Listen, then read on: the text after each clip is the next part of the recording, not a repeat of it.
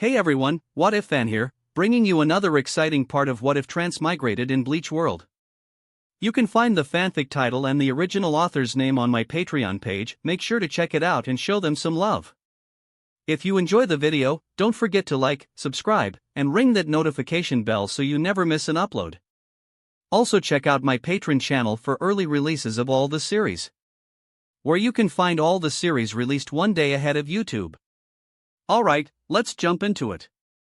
Chapter 71, Lively Art Exhibition. Of course, he was also deeply intrigued by some of Uehara Shiroa's unusual ideas.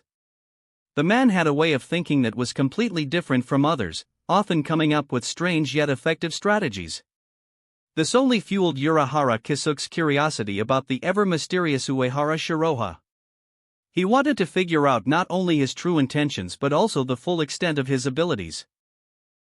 Shihoin Yaruchi raised an eyebrow, her arms crossed as she leaned lazily against the doorframe. I used to think that guy was a nuisance, she admitted with a smirk. But now?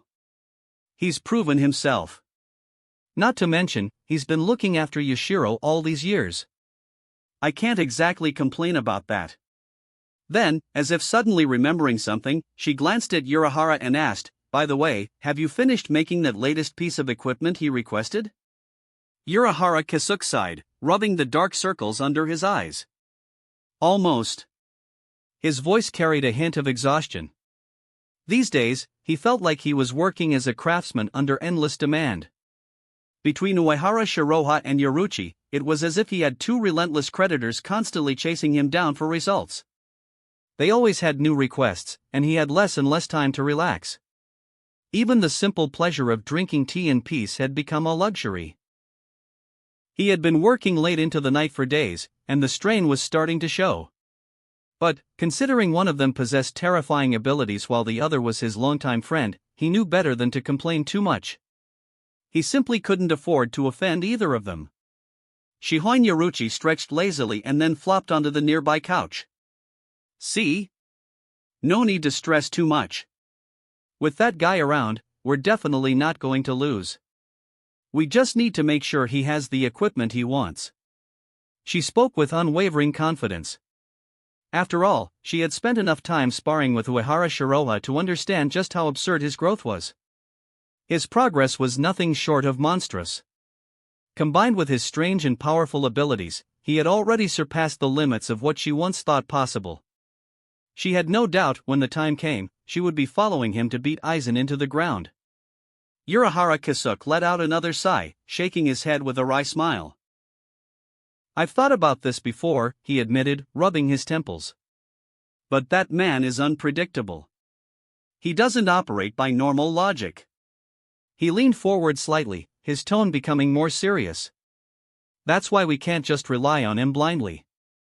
We still need a proper strategy in place. From what Uehara had observed, Uehara Shiroa always emphasized that their partnership was a transaction, nothing more, nothing less. They provided the equipment and technology, while he provided valuable intelligence. It was a fair exchange, but nothing beyond that. In the end, dealing with Aizen would still be their responsibility. No matter how much they wished for Uehara Shiroa to take a more direct stance, they had to prepare for the worst-case scenario.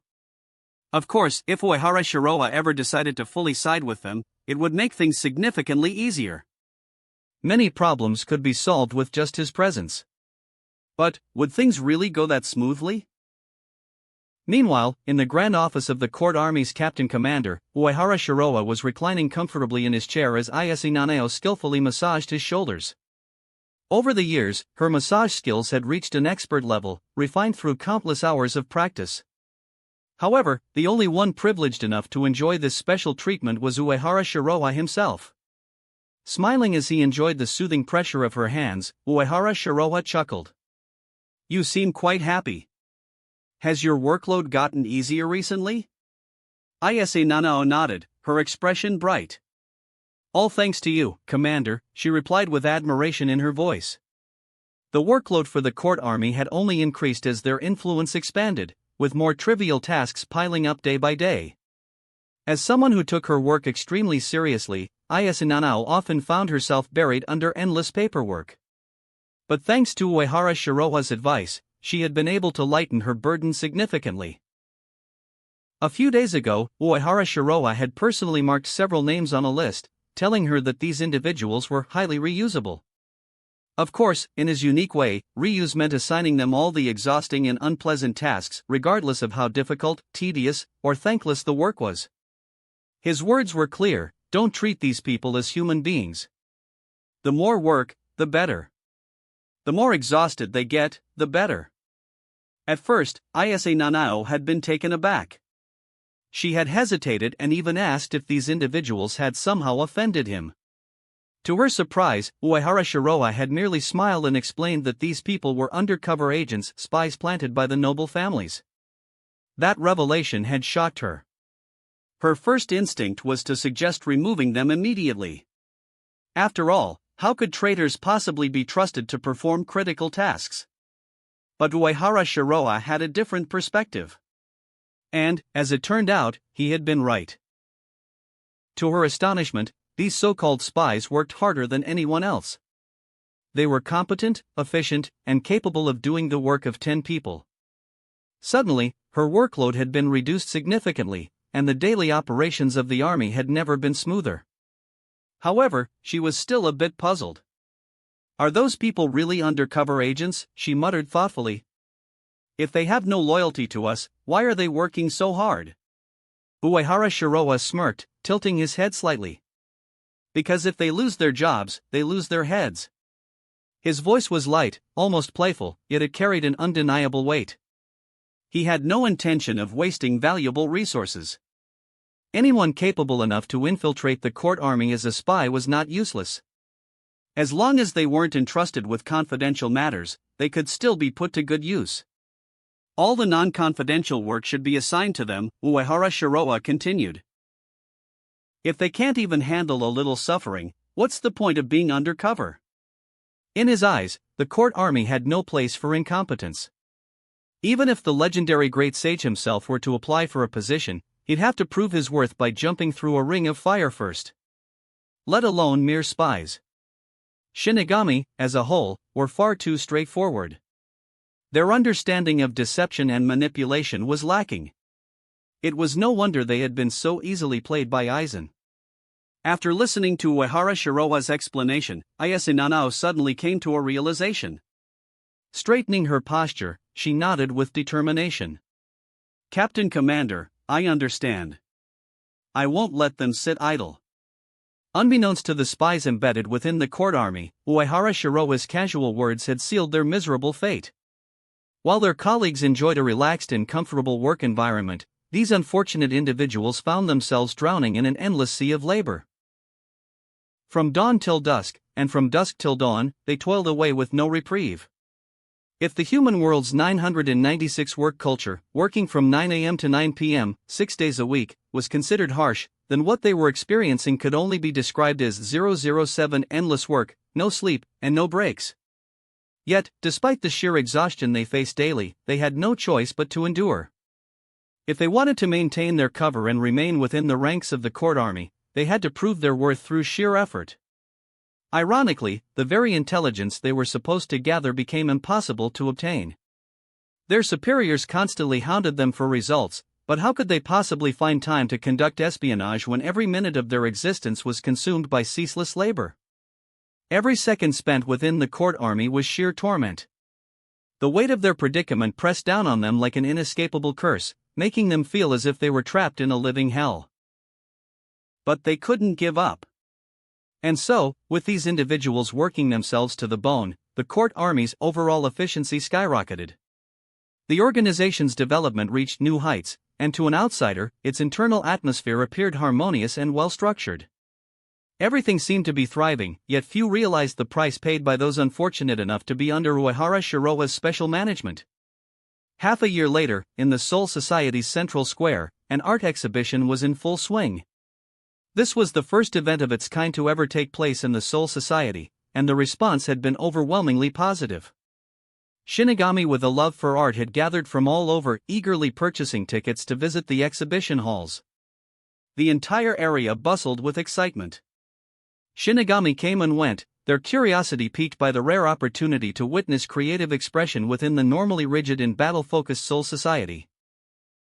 This unprecedented event had been proposed by none other than Uehara Shiroha. The Woman Shinigami Association took the lead in organizing it, with additional support from other hobbyist groups, such as the Flower Arrangement Society and the Calligraphy Association. Their combined efforts had ensured the event's grand success, attracting an impressive number of visitors. At the moment, Uehara Shiroha and Kayaraku Shunsui were strolling leisurely through the exhibition, taking in the lively atmosphere. Looking at the long queues forming in front of several exhibition halls, Kayaraku chuckled and nudged Uehara playfully. "Your works are so popular, it's practically a personal exhibition at this point." Indeed, the halls were filled with pieces Uehara Shiroha had accumulated over the years: paintings, sculptures, musical compositions, and even some bizarre experimental pieces that defied conventional categorization. Some of these works could be appreciated by the masses, while others leaned toward a more avant-garde style, incomprehensible to most. Despite this, Captain Aizen, a well-known master of calligraphy, had given high praise to Uehara Shiroha's artistic ability. His endorsement only fueled the public's curiosity, making his works even more sought after. As a result, these exhibition halls were packed to the brim. Even with steep ticket prices, the enthusiasm of Uehara Shiroha's admirers, particularly female Shinigami, was unstoppable. They were willing to spend generously just to see his creations, further proving how popular he had become within the Soul Society. Uehara Shiroha, however, remained unimpressed. With a smug expression, he scoffed, "It's not that my skill level is too high, it's just that everyone else here is rubbish." To him, these so-called masterpieces were nothing more than casual doodles, hastily created to fulfill daily tasks. Yet, in the eyes of the Soul Society, even his careless scribbles were seen as works of genius. Whether it was artistic composition, lifestyle, or entertainment, he was decades ahead of everyone in this world.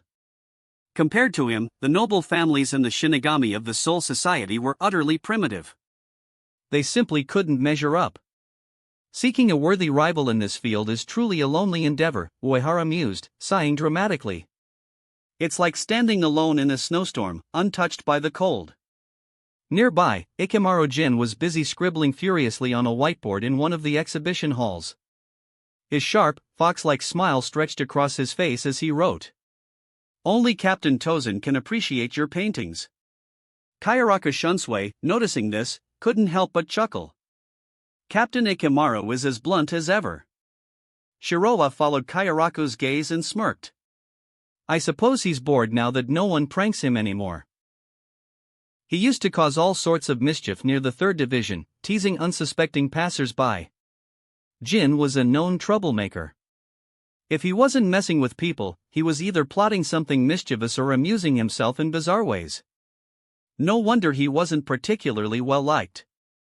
Still, despite his antics, most Shinigami in the exhibition were in good spirits, marveling at the artworks and praising their creativity.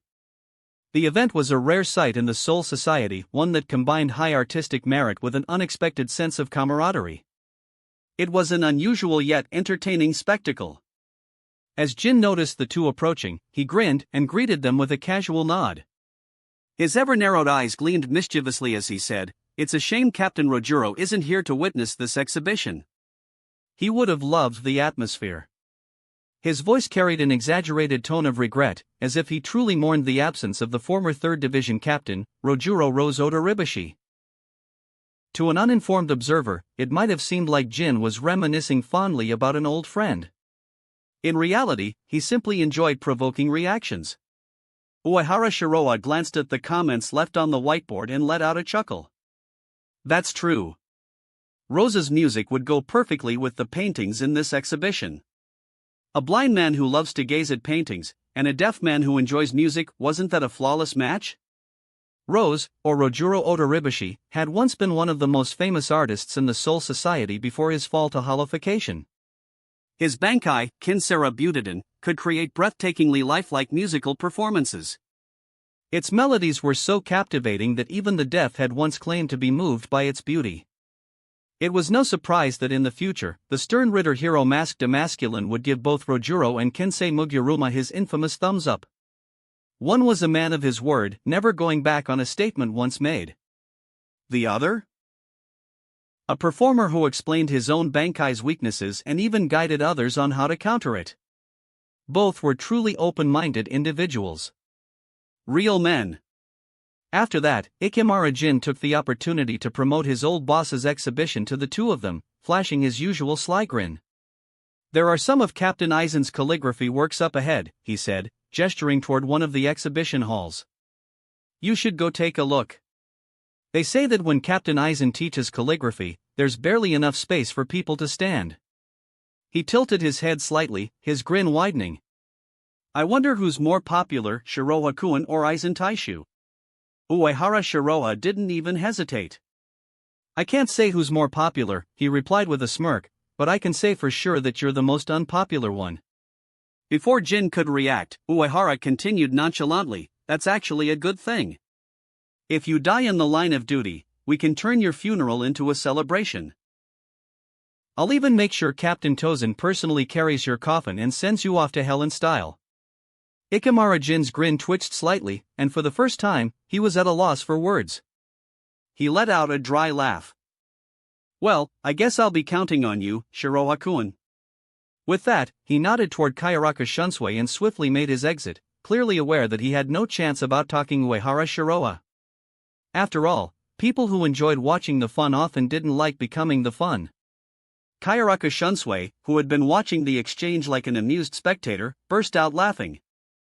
"Ha ha ha. You two have such a great relationship," he chuckled. "It's like watching a comedy duo in action." Uehara Shiroha crossed his arms and spoke with confidence. "Of course.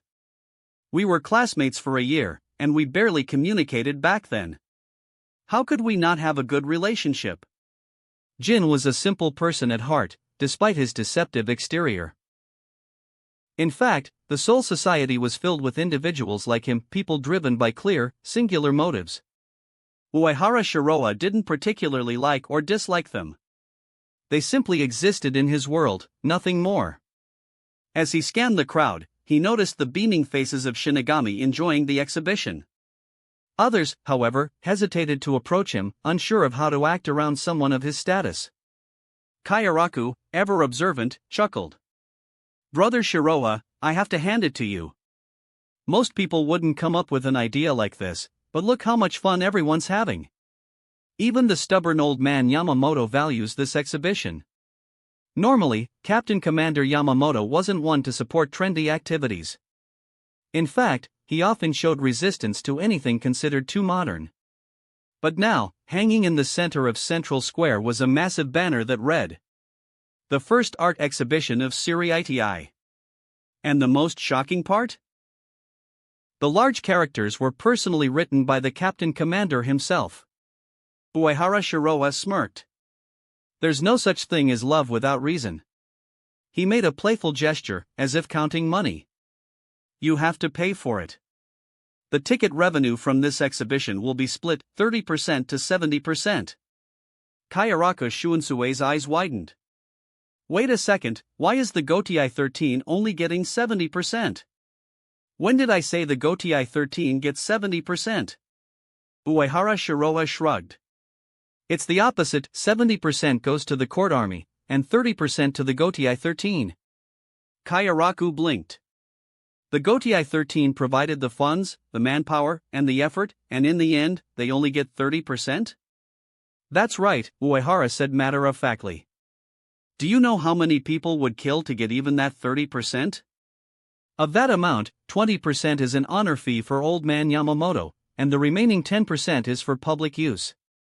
Seriiti was brimming with business opportunities, money flowed like water, and Shinigami were everywhere.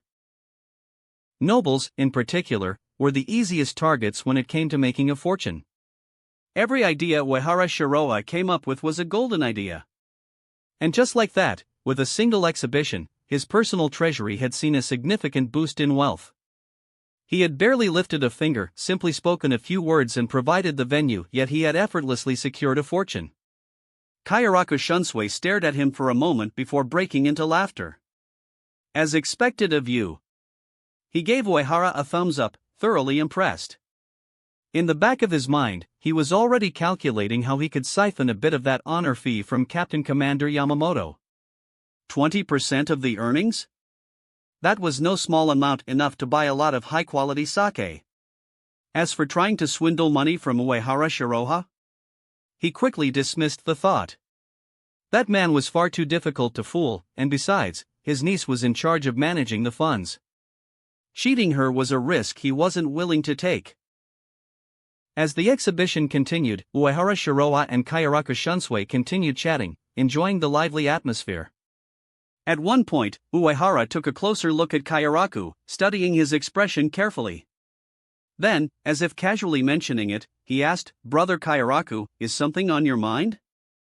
Normally, after an event like this, Kayaraku would be itching to head to the red light district for some leisure. However, tonight, he seemed oddly uninterested. And it wasn't just because of his usual complaints about back pain. Kayaraku sighed, his usual carefree demeanor dimming slightly. He didn't bother hiding it. It's about Yukitake. He's been blaming himself over what happened to Shiba Kaien. A shadow crossed his face as he spoke. You know, he had high hopes for Vice Captain Shiba. He even had the captain's feather ornaments prepared for him. No one expected Kaien to. He trailed off. 2 months ago, Shiba Kaien and Shiba Miyako had died during a battle with Hollows. It was a devastating loss. Aside from the events of the Night of the Thousand Hollows, it had been nearly 100 years since the Gotei 13 lost a vice captain or captain-level Shinigami in combat. And to make matters worse, Kaien had not only been a rising star in the Gotei 13, he was also the head of the Shiba clan. His death sent shockwaves through Siriidii. For many, it was a moment of disbelief and mourning. But for Yukitake Jushiro, it was personal. First, he had lost Jinjo Kogo. And now, Shiba Kaien. His old friend had been enduring one painful loss after another, and his spirit was visibly weighed down by grief.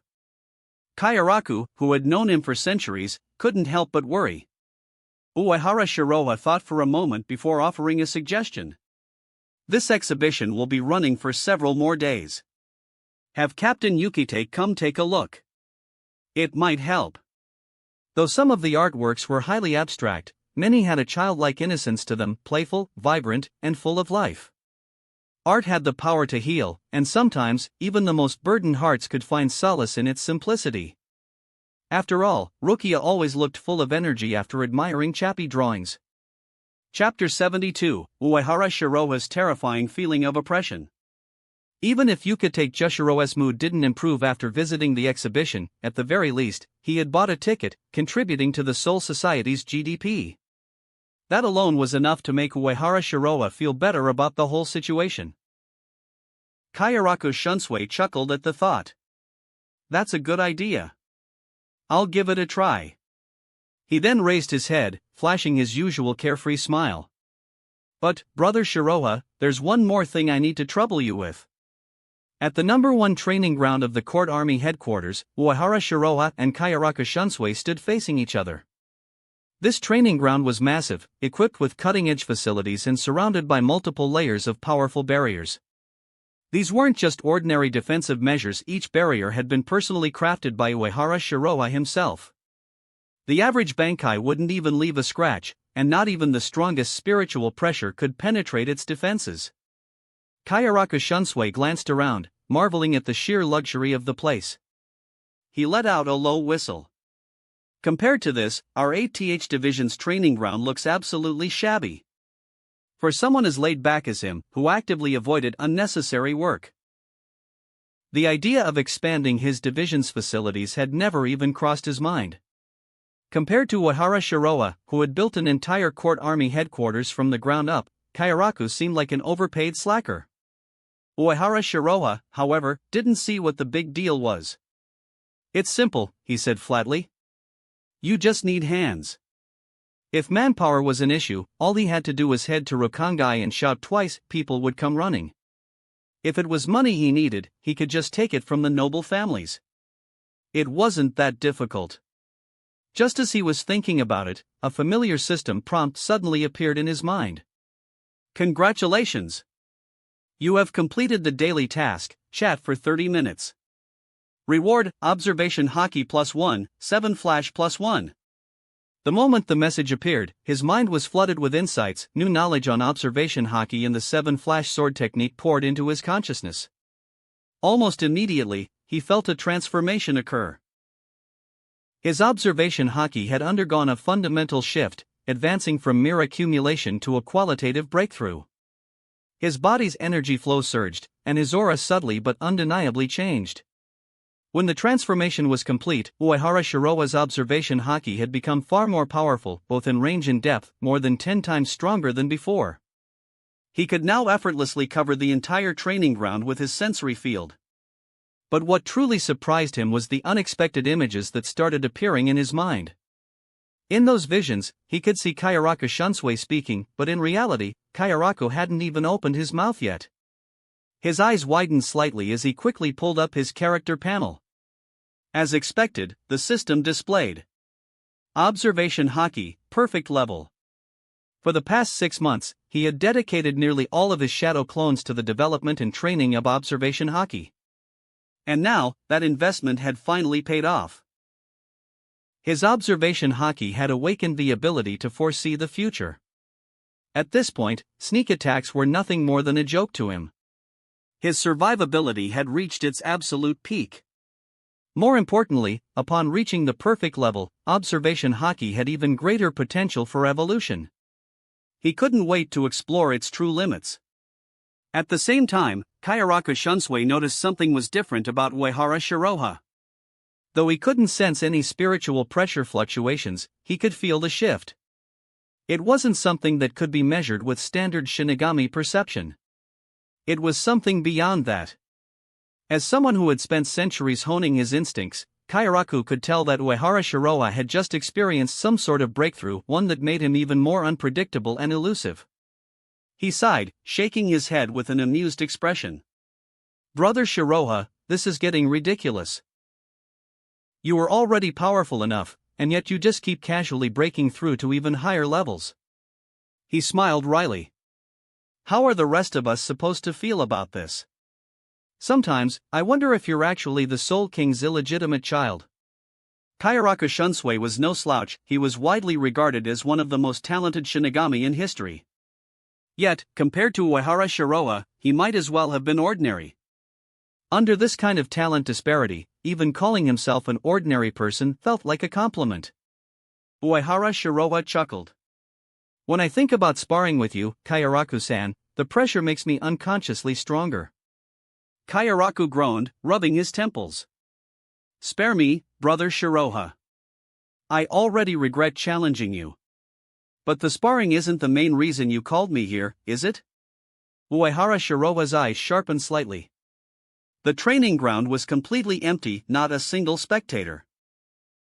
With the sheer privacy of the location, it was obvious that Kayaraku had something important to discuss. Kayaraku exhaled deeply before nodding. You're right. He hesitated for a moment before finally saying, I have a strong suspicion that Shiba Kaien's death is related to the previous hollowification incident. His expression darkened. And, there's a very high chance that the Tsunoyoshiro family is involved. Uehara Shiroha listened quietly. As far as I know, Kayaraku continued, the Tsunoyoshiro family has been conducting hollowification experiments in secret for years. That alone makes them incredibly suspicious. The more he thought about it, the stranger Kaien's death seemed. On the surface, it looked like a tragic accident, but certain details just didn't sit right with him. After piecing together scattered clues, Kayaraku was convinced Shiba Kaien's death had been orchestrated. I think that's highly likely, Uehara Shiroha agreed without hesitation. He wasn't surprised in the slightest. After all, during the travel disaster incident, Kayaraku had already suspected that Tsunoyoshiro Tokunada was involved. Of course, his suspicions back then may have been partly influenced by Aizen's manipulations, but it still spoke volumes about how much Kayaraku distrusted the Tsunoyoshiro family. Kayaraku's voice turned more serious. The past 100 years have been too peaceful, so much so that it feels unnatural. And after the mass crisis induction incident a year ago, I'm convinced that something terrible is brewing. He looked at Uehara Shiroha and gave a warning. "Brother Shiroha, be careful. And make sure Nanao stays on high alert as well." That was why he had suddenly wanted to spar with Uehara Shiroha today. It wasn't just about training. It was about preparing. There was an enemy nearby, but he couldn't detect them. And that sense of powerlessness unsettled him. Uehara Shiroha smirked, his fighting spirit igniting.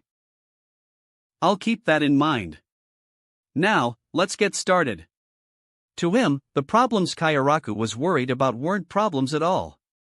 But if sparring would put Kayaraku's mind at ease, then so be it. Besides, he was eager to test his newfound future sight in actual combat. Sensing his intent, Kayaraku's grip tightened on the two swords at his waist. His Zanpakuto, Kaiten Kayakatsu, one long, one short, were ready for battle. Uehara Shiroha's gaze locked onto them. Kaiten Kayakatsu was widely regarded as one of the most notorious Zanpakuto in the world of Bleach, a blade with an affinity for wind-based slashes and spectral abilities. Throughout the history of Soul Society, there had only been 3 true dual-wielded Zanpakuto still in existence. Sojio no Kodawari, wielded by Yukitake Jushiro, though technically a single sword before its Shurkai, making it not a true dual Zanpakuto in the strictest sense. Kaiten Kayakatsu, wielded by Kayaraku Shunsui, a genuine twin-blade Zanpakuto before and after its release. True Zangetsu, wielded by Kurosaki Ichigo during the Thousand-Year Blood War, the only naturally occurring dual-bladed Zanpakuto. However, there was a hidden secret behind Kaiten Kayakatsu. Originally, it had been a single sword. But in order to conceal the Ise family's Hakioken, Kayaraku Shunsui had split it into 2 distinct blades. The short sword, Koko, secretly housed one of the legendary Hakioken, allowing Kayaraku to disguise its true nature. This meant that the only truly natural twin-bladed Zanpakuto in history was Ichigo's Zangetsu because his dual swords represent 2 separate aspects of his soul. Despite this, Kayaraku Shunsui had mastered Kaiten Kayakatsu to an absurd degree, developing several incredibly dangerous abilities in its Shurkai and Bankai. His Bankai, in particular, was infamous for its ability to overcome insurmountable odds, allowing him to defeat stronger opponents despite having a disadvantage. It was no exaggeration to say that Kayaraku Shunsui had maximized Kaiten Kayakatsu's potential, much like how Bartholomew Kuma had fully developed the Nikyu Nikyunomi in one piece. A complex, deceptive Zanpakuto like Kaiten Kayakatsu could only be properly wielded by a cunning strategist like Kayaraku Shunsui. The wind rustled through the training grounds as Kayaraku's pink Haori fluttered behind him. His bamboo hat cast a faint shadow over his eyes as he tilted it slightly, preparing for battle. Then, he moved. In an instant, his Shuunpa cut across the battlefield like a blur, closing the gap between him and Uehara Shiroha in mere moments. Flash! A gleam of silver light streaked through the air.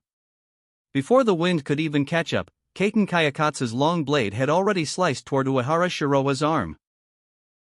And at the same time, the short sword, Koko, was positioned for a follow-up sneak attack.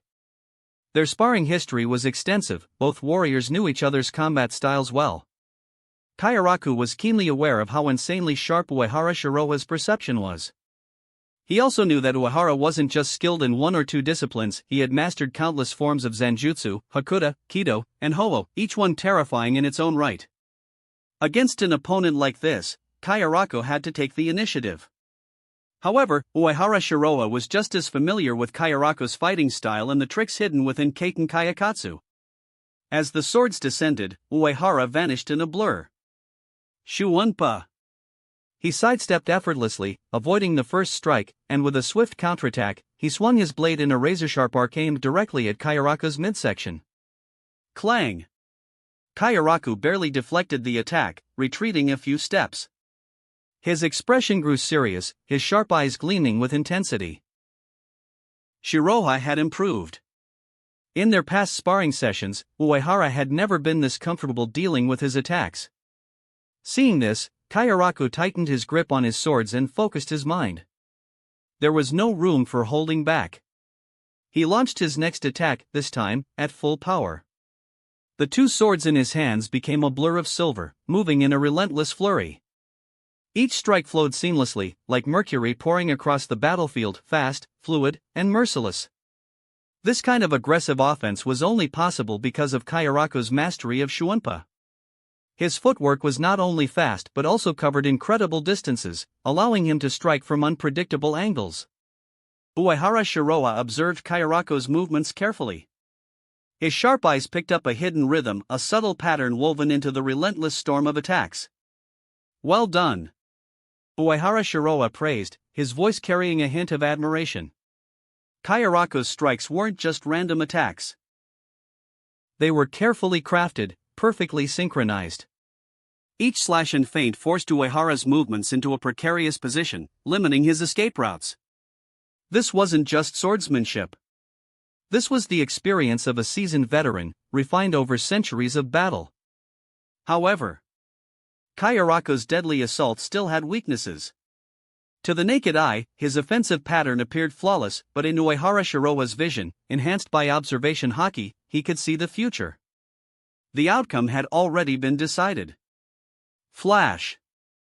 The images in his mind showed him exactly where Kayarako's next two swords would land. He saw the gaps, the hidden openings Kayarako himself was unaware of. Without hesitation, Uehara Shiroa thrust his blade forward. It was nothing flashy, no exaggerated movements or excessive force.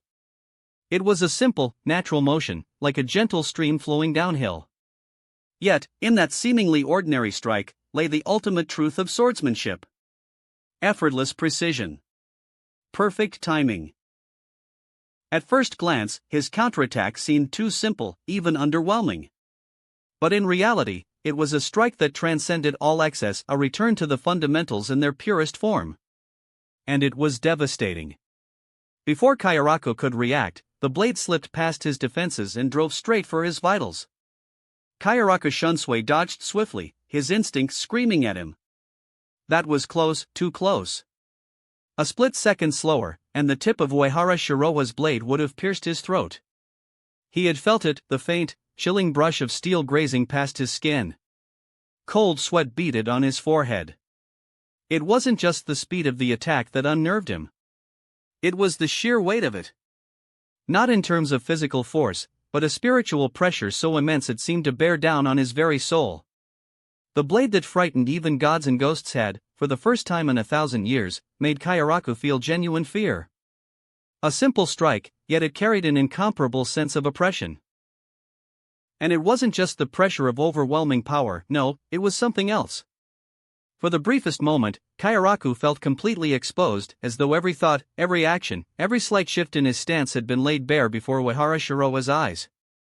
As though the future itself had already been decided before he even moved. It was an unsettling realization. This was the first time he had ever felt this sensation. On the other side of the battlefield, Uehara Shiroa was analyzing the exchange. He actually reacted in time? Brother Kayarako's combat experience really is extraordinary. Even with his observation haki at its peak, Kayarako had still managed to barely dodge at the last possible second. His reaction speed, honed through centuries of battle, was truly exceptional. Still, the brief skirmish had been enlightening. Through this actual combat test, Uehara Shiroa had grown more comfortable with his newfound ability. He now had a clearer grasp of the precise mechanics of foreseeing the future. And his conclusion? It was broken. Absolutely unfair. Even Kayarako Shunsui, a 1,000-year veteran, could barely fight at 30 to 40% of his full capability against it. Over there, Kayarako Shunsui seemed to have realized something as well. His expression shifted slightly, and his movements became more cautious. Gone was the reckless approach of pure swordplay and high-speed Shunpa. Instead, he incorporated Kido, mixing spellcasting into his attacks to create an unpredictable rhythm, hoping to throw off Uehara Shiroa's foresight. At this level of combat, both fighters were absolute masters. One was a warrior with thousands of attribute points enhanced, countless training hours accumulated through shadow clones, and a perfected combat system. The other had 1,000 years of accumulated battle experience, a sharp strategic mind, and innate combat instincts honed through countless wars. As a result, their battle rhythm was astonishingly fast. For a moment, it seemed as though multiple figures of Kayarako and Uehara Shiroa were clashing in midair, their silhouettes splitting and overlapping in rapid succession. The sky flashed with silver and crimson, and the air crackled with the sound of clashing steel. At the same time, both combatants unleashed powerful Keto spells, their incantations blurring together as explosions and streaks of energy lit up the battlefield. The spiritual pressure waves generated by their battle slammed against the barriers surrounding the training ground, yet those barriers, forged by Uehara Shiroa himself, held firm. It was like an indestructible reef standing against a raging storm. But while Kayaraka Shunsui fought harder, Uehara Shiroa felt himself becoming more relaxed. And on the other hand, Kayaraka Shunsui felt increasingly disturbed. He had thrown everything he had into this battle. He had calculated every movement. He had carefully crafted every attack sequence. And yet, nothing worked. Every time he tried to create an opening, Uehara Shiroa would somehow destroy his advantage before it even formed. It was as if fate itself was stacked against him. Like there was an unseen force watching from above, ensuring that his every move was futile. It was a crushing, invisible pressure, the kind that could easily break an ordinary captain's resolve. By this point, Kayaraka Shunsui had already determined one thing. This isn't just heightened perception. This isn't just strong intuition. This is something completely different. Even Tozen Kanami's spiritual perception, despite its unnatural sensitivity, wasn't anywhere near this terrifying. No. This was something on an entirely different level. The fight raged on. Two figures, one clad in pink, the other in white, collided in midair over and over again, neither giving an inch.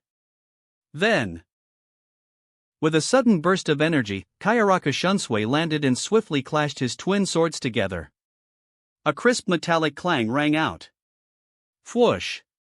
A massive white spiral hurricane erupted from Kayaraka's Zanpakuto, surging forward in a devastating torrent. This was one of Kayaraka Shuansue's special techniques, a move so strong that it could even restrain the wolf pack of Coyote Stark. This attack wasn't just fast. It carried a binding force, restricting movement while also delivering immense offensive power. It was both attack and defense in one. The wind howled, tearing through the air as it surged toward Uehara Shiroa. Yet, Uehara Shiroa did not move. He neither dodged nor blocked. He simply stood there. Because through observation haki, he had already seen the outcome. This move isn't meant to kill, it's meant to restrict movement. No need to dodge. Sure enough, the raging hurricane whipped past his body, leaving him completely unharmed. Kayarako's eyes widened in shock. What? Seeing Uehara completely unshaken, he finally spoke, his voice tinged with disbelief. Before, I had my suspicions. He exhaled, gripping his swords tighter. But now I know for sure. His eyes locked onto Uehara Shiroa, his mind racing. Brother Shiroa's ability, it's beyond anything I've ever seen. Chapter 73, The Great Enemy Tsuneyushiro Tokanada. Since you've awakened such an ability, ordinary moves are meaningless. How about we play a few games and relive the fun of childhood? Kayaraka Shunsui, a seasoned veteran, had already deduced the nature of Uehara Shiroa's ability. However, he chose not to voice it aloud, nor did he probe for any details regarding its mechanics. A power of such magnitude must be kept confidential. Although Uehara Shiroa had carefully set up barriers around the area, preventing conventional surveillance methods from spying on them, Shunsui still maintained his usual cautious demeanor. Years of experience had ingrained in him a habit of vigilance, and such instincts weren't easily abandoned. However, it was precisely because Uehara Shiroa's ability was so overwhelming that no amount of strategy or skill could allow Shunsui to pressure him effectively. Even if he used all his abilities, he still couldn't push Uehara Shiroa into a corner. In other words, without unleashing his Bankai, he didn't even qualify to serve as a sparring partner. For a brief moment, Kayaraka Shunsui found himself at a loss. His mind wavered, struggling to process the sheer disparity in strength between them. When he looked at Uehara Shiroa, his expression unconsciously shifted into one of astonishment. It had taken him over 1,000 years to reach his current level of power, yet here stood Uehara Shiroa, someone who had been a Shinigami for how long exactly? Not to mention, this kid had never appeared to train particularly hard. Was the gap in talent really this absurd? That's not a bad idea, Uehara Shiroha responded, his tone carrying a hint of curiosity. He was eager to witness Kaiten Kayakatsu's Shirkai in action. During their previous sparring sessions, both of them had held back, never pushing each other too far. Despite this, Uehara Shiroha had gained valuable insights and steadily improved his strength. But now, things were different. His mastery of top-tier observation haki, coupled with his ability to foresee the future, was simply too suppressive. It was almost impossible for Kayaraku to perform at his best under such conditions. The battle would only become truly interesting after Shunsui unleashed his Shirkai. It would also serve as the perfect test to gauge the power of his perfected observation haki. Seeing Uehara Shiroha nod in agreement, Kayaraku Shunsui wasted no time and raised his twin Zanpakuto. The flowery winds become disturbed, the god of flowers sings, the heavenly winds become disturbed, the devil of heaven sneers, Kaiten Kayakatsu. The moment the words left his lips, a powerful surge of spiritual pressure erupted from his body, enveloping the entire battlefield in an invisible force. Kaiten Kayakatsu's Shirkai had been activated. At first glance, its effects resembled a Kido-type ability. However, in truth, it was closer to a domain of rules, an ability that manipulated reality itself. More importantly, it wasn't a targeted ability, it affected everyone within its range indiscriminately. The same applied to its Bankai. Normally, Kayaraku Shunsui didn't need to chant the release phrase to activate his Shirkai. But this time, given the rare opportunity to truly enjoy himself in battle, he had indulged in the formality. It was only fitting to make the moment feel special. For the first time in a while, excitement flickered in his eyes. Up until now, the overwhelming gap in power had left him frustrated, unable to mount any real challenge. But now, with Kaiten Kayakatsu in play, he had a fighting chance. After releasing his Zanpakuto, he took a moment to introduce its abilities in his usual, leisurely manner. Kaiten Kayakatsu's Shirkai is based on children's games. Each game has its own set of unique rules. If you understand and use these rules well, you can gain an advantage. However, he smirked, tilting his head slightly, I get to decide when to switch between the games. That means I hold the initiative. His expression turned playful as he continued, now then, let's have some fun. Bring it on, Uehara Shiroha responded without hesitation, his lips curling slightly in anticipation.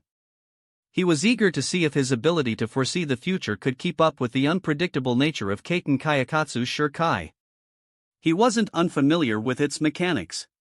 After all, he had sparred with Kayaraku before. The real challenge lay in the fact that his opponent could change the game at any moment, an ability that mirrored the whimsical nature of a child, constantly shifting the rules whenever the odds weren't in their favor. This granted Kayaraku an undeniable advantage. Even so, Uehara Shiroha wasn't concerned. As long as he relied solely on observation haki and his refined combat instincts, he was confident he wouldn't lose. At that moment, Kayaraku Shunsui made his move. Taking a step into the air, he vanished in an instant, reappearing at a higher vantage point. The first game is called Takaoni. His voice echoed through the battlefield as he raised his twin blades. The rule is simple, the higher you are, the stronger your Zanpakuto becomes. With that declaration, he slashed downward. A massive wave of spiritual energy surged forth, cutting through the air with devastating force. The sheer power behind the attack was far greater than anything he had unleashed before. But Uehara Shiroha had already foreseen it. In the brief instant before impact, he chose the most efficient countermeasure. Raising his sword, he struck upward with flawless precision. His perfected white album stand provided him with an immense well of life energy, reinforcing both his body and his attacks. Vitality translated into overwhelming physical strength, and when combined with his spiritual pressure, it transformed into something akin to divine might. His counterattack manifested as a terrifying slash, one that collided with Shuinsue's attack head-on. Boom! The battlefield trembled as the two monstrous forces clashed. A deafening roar erupted as shockwaves ripped through the air.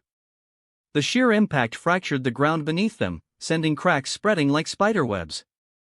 The surrounding air pressure distorted, creating visible ripples, while even the barriers encasing the battlefield shuddered under the force. At that moment, Kayaraka Shuunsue's voice echoed from above. Kajioni, once the game begins, stepping on your opponent's shadow means defeat.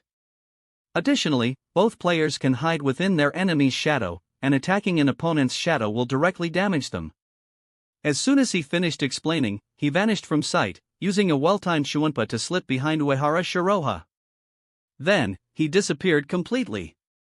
This wasn't just a normal Shuunpa or a simple concealment technique, his figure, spiritual pressure, and even his breath had utterly vanished, as if he had been teleported to another dimension.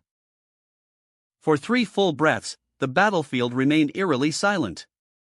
Then, without hesitation, Uehara Shiroha suddenly pivoted and slashed at the shadow behind him. A second later, Kayaraka Shunsui emerged from the darkness. However, before he could react, the devastating slash was already upon him, its sharp edge gleaming with a deadly glint. Despite the imminent threat, Shunsui remained composed. At the very last moment, he called out, "Iruni White." The blade struck him. But instead of being torn apart, Shunsui remained unharmed. Using Shuunpa, he quickly retreated to a safe distance, his expression calm but slightly wary. Then, he casually added another rule to the game. The third game is called Iruni, after one of us names a color. Both players can only be injured if they are hit in an area covered by that color. For example, he continued with a grin, "I just said white. That means if your attacks land anywhere on my pink clothing, they won't do a thing.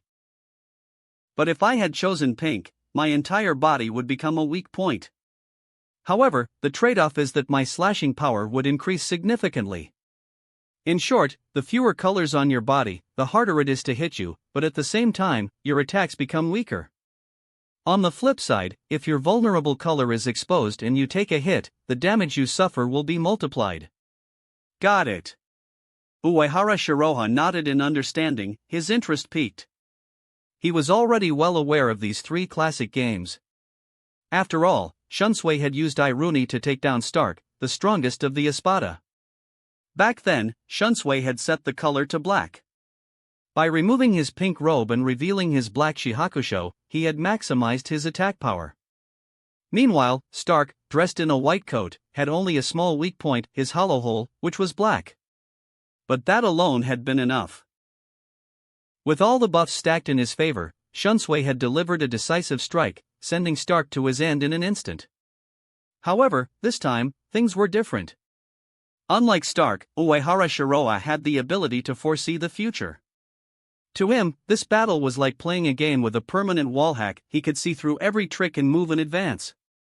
As a result, no matter how many times Kayaraka Shunsui switched between the 3 games, no matter how much he tried to throw him off, Uehara Shiroha remained completely unscathed. On the contrary, it was Kayaraka Shunsui who found himself repeatedly on the verge of being outplayed. Even with his clever mind and unpredictable fighting style, he simply couldn't overcome Uehara Shiroha's foresight. Every move he made was countered before it could even take shape. No matter how unpredictable a game was, how could it work against an opponent who already knew the outcome? Even Uehara Shiroha had to admit that facing Kayaraka Shunsui after his Shurikai activation was a true test of skill. Before Shunsui had released Kaiten Kayakatsu, their base combat abilities, Zankinsoki and Ryatsu, were roughly on par. There hadn't been a noticeable difference between them. But once Shurikai entered the equation, the gap immediately became apparent. Despite that, Kayaraka Shunsui remained extremely cautious. He refrained from reckless attacks, fully aware of how terrifying it was to fight someone with the ability to foresee the future. It was an ability that left no room for error. Against such an opponent, there was no chance for a lucky hit. Uehara Shiroha wouldn't make mistakes, and he wouldn't overlook a single weakness. This had already been proven throughout the battle. It was like playing rock paper scissors against someone who could predict your choice every time. How could you possibly win? Kayaraka Shunsui sighed internally. Seriously, brother Shiroha, this ability of yours is way too overpowered. If you used it to pick up women, no cold and aloof beauty would stand a chance. But then he paused. Wait a second. Brother Shiroha doesn't even need this ability to win over beautiful women, does he? A wave of envy hit him like a blade to the chest. Finally, after a tense and intricate back and forth of strategies and mind games, Kayaraka Shunsui heaved a long sigh and accepted reality. There was no way to win. Even his best abilities, those that tested intelligence, adaptability, and strategy, were completely ineffective in the face of Uehara Shiroa's sheer cheat-like power. With a defeated sigh, he made his decision. Alright, I give up. GG. He had no choice but to surrender. Against such a hacker-level opponent, his mind games had proven to be utterly useless. Thank you for letting me win, Uehara Shiroa said, his face lighting up with satisfaction. The battle had been exhilarating, and he was already itching to go for another round. This kind of controlled combat, where he could push his limits while maintaining complete control, was exactly the kind of fight he enjoyed. Even better, the match had further refined his proficiency in future sight. His ability to predict and react had grown sharper with every exchange. Kayaraka Shunsui, on the other hand, could only let out a bitter chuckle. I gave it everything I had, and I still lost. Despite his defeat, he couldn't bring himself to feel bitter. Instead, he was left with a growing sense of admiration and relief. Because Uehara Shiroa was on their side. If he had been an enemy, this kind of power would have been a terrifying threat. But knowing that he was an ally instead, that was a comforting thought. With this battle, many of Shuinsue's previous worries and doubts faded away. He had witnessed firsthand the incredible extent of Uehara Shiroa's predictive abilities, and the sheer potential he possessed. Shunsui felt himself relax. Alright, enough fighting. Let's drink, Uehara Shiroa suddenly said, offering a casual grin. Shunsui blinked, then let out a hearty laugh. Now that is the best idea I've heard all day. The two of them left the battlefield behind, making their way toward the red light district. And so, another night of indulgence and beauty awaited them. The following night, Uehara Shiroa once again arrived at Tsunoyoshiro Tokunada's residence, this time wearing a pair of disguises glasses and a mask to conceal his identity. As soon as Tokunada saw him, his already weary face twisted in barely contained rage. Dark circles framed his eyes, and his complexion was unnervingly pale, a clear sign of stress and exhaustion. His voice was laced with suppressed fury as he spat. It's been almost a year, Otsutsuki Naruto. When will you finally fulfill your promise? He gestured around the room, his fingers trembling slightly as he took in the near-empty space. Look at this place. You've practically emptied it. Are you still not satisfied? Everything was gone. The once opulent room, adorned with extravagant furniture carved from thousand-year-old red sandalwood, had been stripped bare. Priceless antiques, calligraphy scrolls, and rare paintings had all vanished. Even the exquisite jade inlays embedded in the walls had been pried out, leaving behind nothing but a hollow, desolate space. It was no longer the grand chamber of a noble, it was nothing short of a ransacked ruin. But the worst part wasn't the material loss. 4 months now, Tsunoyoshiro Tokunada had been forced into a role he despised, providing Uehara Shiroa with crucial intelligence. Though still a prisoner in name, he had previously enjoyed a life of unparalleled luxury, controlling the surveillance hall and possessing knowledge of countless secrets. Compared to ordinary Shinigami, he had lived like a king. He had reveled in his power, looking down upon those he deemed ignorant commoners, believing himself superior in every way. But now, he was nothing more than a caged beast, shackled by forces beyond his control. Uehara Shiroa, completely unbothered by Tokunada's grievances, smirked slightly. Even if your wealth is gone, don't you still have valuable information? You underestimate your own potential. With an almost teasing motion, he pulled out the Enreikyoten and briefly waved it in front of Tokunada's face before tucking it away again. It had to be said, despite his twisted nature and unstable mind, Tsunoyoshiro Tokunada was undeniably talented in intelligence work. Most of the court army's undercover agents had been identified by him, proving that his ability to gather and analyze information was no small matter. If not for the irresistible temptation of the Enreikyoten and the influence of the Mind Stone, a person like Tokunada would never have submitted so obediently. The instant he caught a glimpse of the Enreikyoten, Tokunada's eyes blazed with unrestrained greed. That artifact, his family's heirloom, was the source of so much suffering, the root of so many of his ambitions. It was enough to make his eyes sting with unshed tears. Yet, no matter how desperately he wanted it, he could only watch as Uehara Shiroha effortlessly reclaimed it, keeping it just out of reach. It was maddening. For months, he had tried everything. Every possible scheme, every attempt to locate the artifact or this so-called Otsutsuki Naruto had ended in utter failure. Each time he resisted, he had been beaten down so thoroughly that he had nearly developed PTSD. The artifact was right in front of him, yet he was powerless to take it back. It was akin to watching the woman he loved fall into another man's arms, knowing there was nothing he could do about it. The agony was unbearable. Uehara Shiroha tilted his head slightly, as if amused by Tokunada's barely contained fury.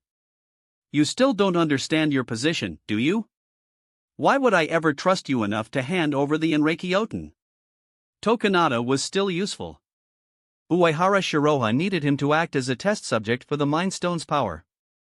Until he had squeezed every last drop of value from him, there was no way he would let him reclaim his so-called family heirloom. Tokunada clenched his fists so tightly that his nails dug into his palms. He felt utterly humiliated, yet he forced himself to suppress his emotions. "I understand. I will follow your will," he muttered through gritted teeth. In his heart, he cursed Uehara Shiroha as a devil far more terrifying than Kayaraka Shunsui. At first, his goal had been simple: to teach those foolish and ignorant people, especially Kayaraka Shunsui, a harsh lesson. But now, his only desire was to seize the throne of the Soul King. To make the world suffer. To burn everything to the ground. Most importantly, to completely and utterly destroy Otsutsuki Naruto. Shiroha, however, remained unfazed. He nodded approvingly, as if Tokunada's obedience was the most natural thing in the world. "That's more like it. As long as you behave, the Enreikyoten and the Tsuneyushiro family will eventually be yours." Of course, he was lying. This was just an empty promise, a carrot on a stick to keep Tokunada in line. Letting him believe that he still had a future, that there was something to fight for, made him easier to control. And when the day came that he finally reached for his prize, that would be the day he died. Tokunada lowered his head, hiding the twisted rage in his expression. "When I take control of the Tsuneyushiro family, I will serve you even more faithfully," he said, his voice dripping with false submission. But in his mind, he was already plotting. Only by playing the role of an obedient servant could he lull Otsutsuki Naruto into complacency. The moment the other party let his guard down, that was when he would strike. He, Tsuneyushiro Tokunada, would never allow himself to be anyone's puppet. Uehara Shiroha observed him for a moment, then casually reached into his sleeve and pulled out several blank sheets of white paper. With an almost lazy motion, he handed them over. "It's not that I don't believe you," he said with a knowing smirk, "but words alone aren't enough. Write it down, acknowledge your agreement in writing. These are my conditions. If you're willing to abide by them, sign and seal it in the name of the Tsuneyushiro family head." Tokunada frowned, examining the papers with suspicion. "There's nothing written on them." "So?" Shiroha replied nonchalantly. "Is that a problem? Just tell me whether you'll sign or not." Tokunada hesitated only for a moment before tightening his grip on the papers. "No problem. I'll sign it." He lowered his head, the tremble in his clenched fists betraying his barely suppressed fury. One day, sooner or later, he would pay Uehara Shiroha back for this humiliation 100-fold. Shiroha, completely indifferent to Tokunada's simmering hatred, took the signed papers and turned to leave, not sparing him another glance. To him, the resentment of a defeated man wasn't even worth acknowledging. After all, why would a king ever concern himself with the bitter complaints of a broken, powerless fool? Chapter 74, Are you guys the only ones called the Espada? The battle between Uehara Shiroha and Kayaraka Shunsui had inevitably spread throughout the Soul Society. Even among the highest-ranking Shinigami, the sheer scale of the fight had sent shockwaves through the ranks. The three captains Unohana Retsu, Yamamoto Genryosai, and Yukite Jushiro were all astonished by the display of power. They understood just how formidable Kayaraku Shunsui was.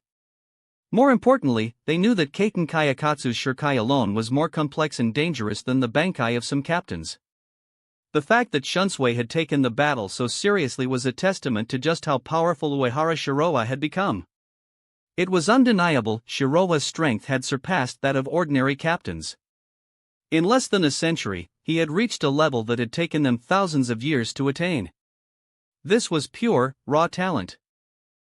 A level of talent so overwhelming that it left no room for argument. It was terrifying. Yukite Jushiro smiled in admiration, genuinely happy for his old friend's protege.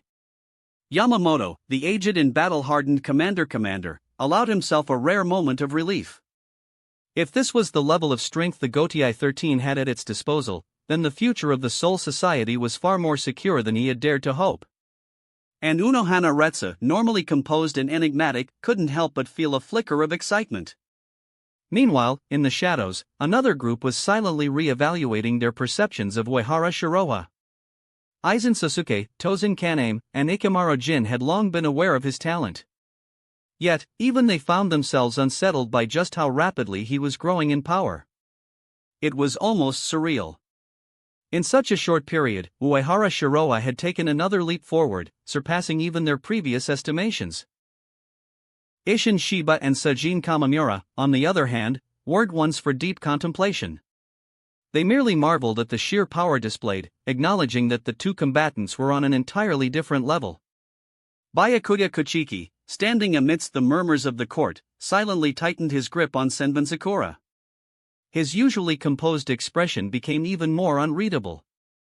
Without a word, he turned and resumed his rigorous training, intent on refining his swordsmanship further. But the one who reacted most violently was Zaraki Kenpachi. His crimson eyes burned with an insatiable battle lust. For years, he had repeatedly sought out Uehara Shiroa for duels, hoping for a real fight, one that could push him to his limits. But every single time, it had ended in disappointment. And now, upon hearing that Shiroa had fought Kayaraku Shunsui, Zaraki lost what little patience he had left. With a single swipe of his blade, he demolished several walls in his way, tearing through the Siriidii like a rampaging beast in his mad rush to the battlefield. Unfortunately, the Yachiro navigation system remained as unreliable as ever. By the time he arrived, the fight had already ended. There was nothing left to do except unleash his frustration on the training grounds, reducing several iron pillars to rubble. Meanwhile, in the shadows, Hashwolf observed from afar, his golden eyes narrowed in contemplation.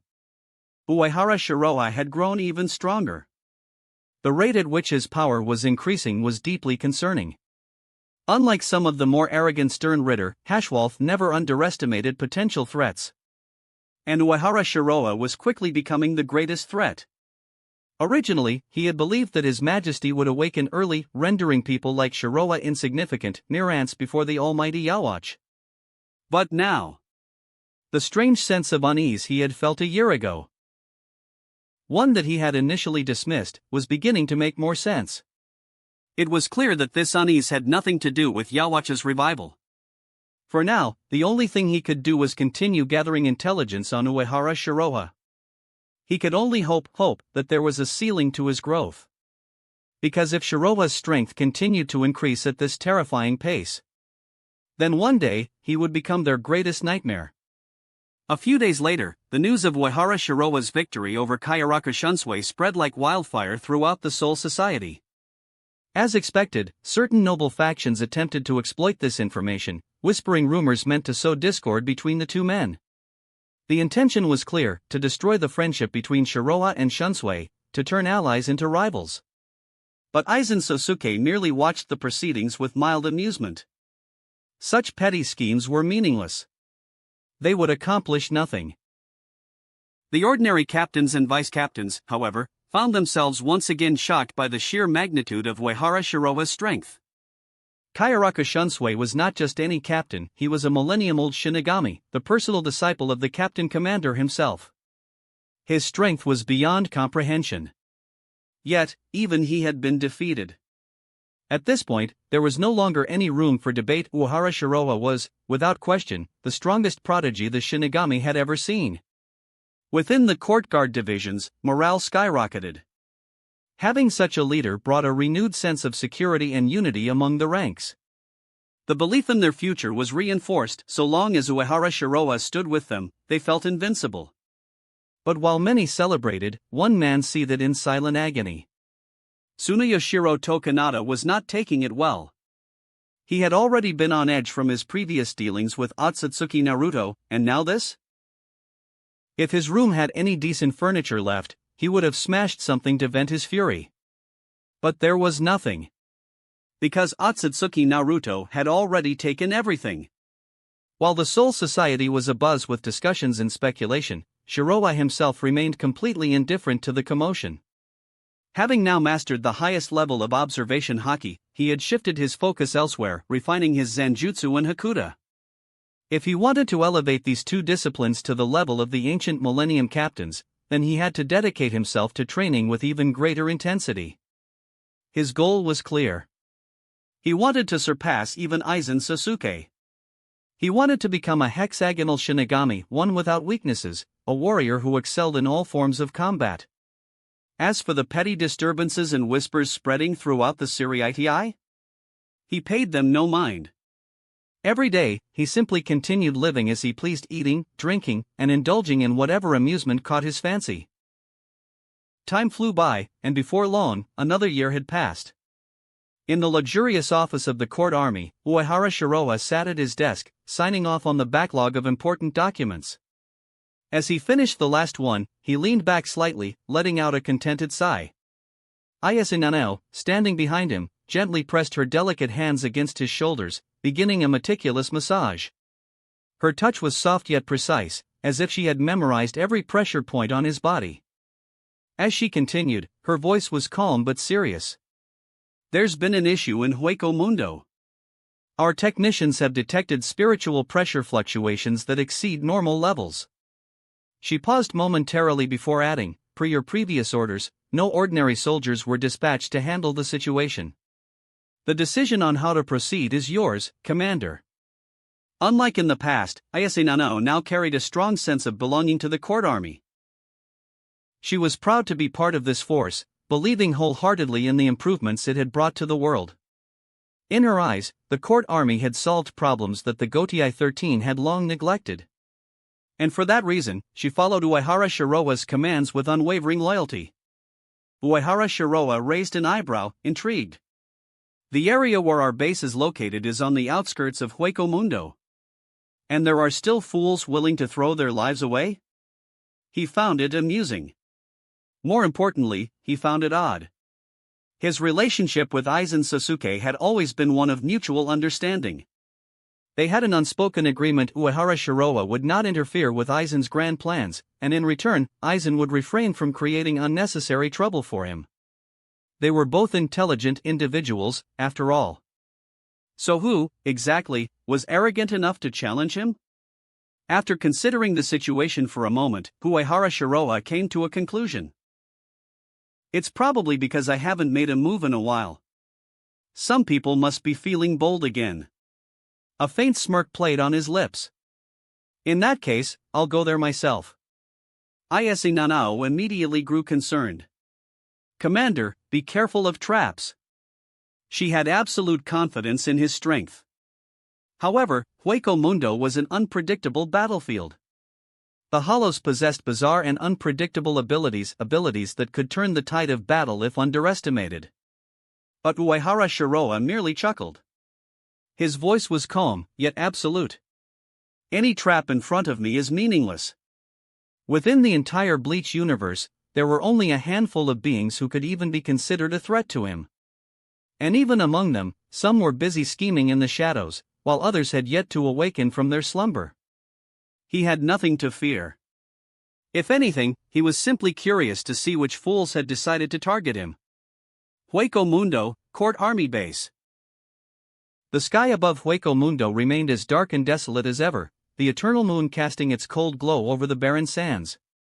At the court army's outpost, Uehara Shiroa stepped through the Senkamen and onto the scene. The moment he arrived, the station technician straightened up and saluted. "Greetings, Commander." Without wasting time, Uehara Shiroa spoke. "Is the spiritual pressure anomaly still ongoing?" One of the lead technicians quickly responded. "Commander, the fluctuations are still present and they're growing stronger. However, the location has remained unchanged." Uehara Shiroha nodded. That was enough. Without another word, he activated Shuinpa, his figure vanishing as he rushed toward the epicenter of the disturbance. As he neared the designated coordinates, he felt a powerful surge of spiritual energy in the distance. Two of the signatures rivaled high-tier Ajuchas or even Vastolord-level hollows. The rest were nothing more than fodder. Weak, scattered energies that hardly warranted concern. Still, something was off. Using his perfected observation haki, Uehara Shiroa expanded his senses. The area where these hollows resided carried an ominous presence, murderous intent intertwined with an eerie, foreign energy. No signs of life could be felt within the anomaly, indicating the presence of a specialized barrier or some other construct. It was obvious this was a trap. But against him? A cold glint flashed in Uehara Shiroa's eyes. "You dare set a trap for me with such insignificant tricks?" He felt insulted. Without hesitation, he surged forward at full speed, his figure becoming a blur as he raced toward the source of the disturbance. Moments later, he arrived. The battlefield lay before him, and as expected, he was immediately surrounded. A group of hollows emerged from behind the sand dunes, encircling him like a pack of predators. Despite their humanoid forms, remnants of their hollow origins remained. Jagged claws, bone-plated armor, and grotesque mask fragments. They were not true Arankar. Rather, they were imperfect hybrids. The cold wind howled through the desert, stirring up dust and sand as Uehara Shiroa stood still, facing the horde. Despite being vastly outnumbered, his lone figure radiated an overwhelming sense of dominance. At the forefront of the group, two figures stood out. Both wore white windbreakers over their forms, twin blades resting at their waists. Their Ryatsu was strong, far stronger than the rest of the fodder gathered here. One of them, a man with a broken bone mask covering the right half of his face, stepped forward. A bold 6 was etched across his chest. The moment his gaze fell upon Uehara Shiroa, his lips curled into a smirk of disdain. With an almost mocking tone, he turned to his companion. "Paid, are you sure this is the guy?" His voice dripped with skepticism. "This little runt doesn't look strong at all. Are we really supposed to believe he's worth the effort of having two Espada deal with him?" The other figure, marked with the number 4, replied calmly. "Neros, don't underestimate him." His voice was steady, calculating. "Master Sayalaparo gave us specific orders. This Shinigami is different from the usual trash we deal with. We must approach with caution." Neros snorted, clearly unconvinced. Fine. Whatever you say." Then, turning his full attention to Uehara Shiroha, he finally introduced himself. "I am Espada number 6, Neros. And this guy here is Espada number 4, Paid." His smirk widened. "Regardless of whether you're the Uehara Shiroha we've been looking for or not, it doesn't matter." His hand tightened around the hilt of his sword. "You die here. Because the two Espadas standing before you are the strongest in all of Hueco Mundo." For a moment, silence filled the air. Then, Uehara Shiroa tilted his head slightly, his gaze sharp yet uninterested.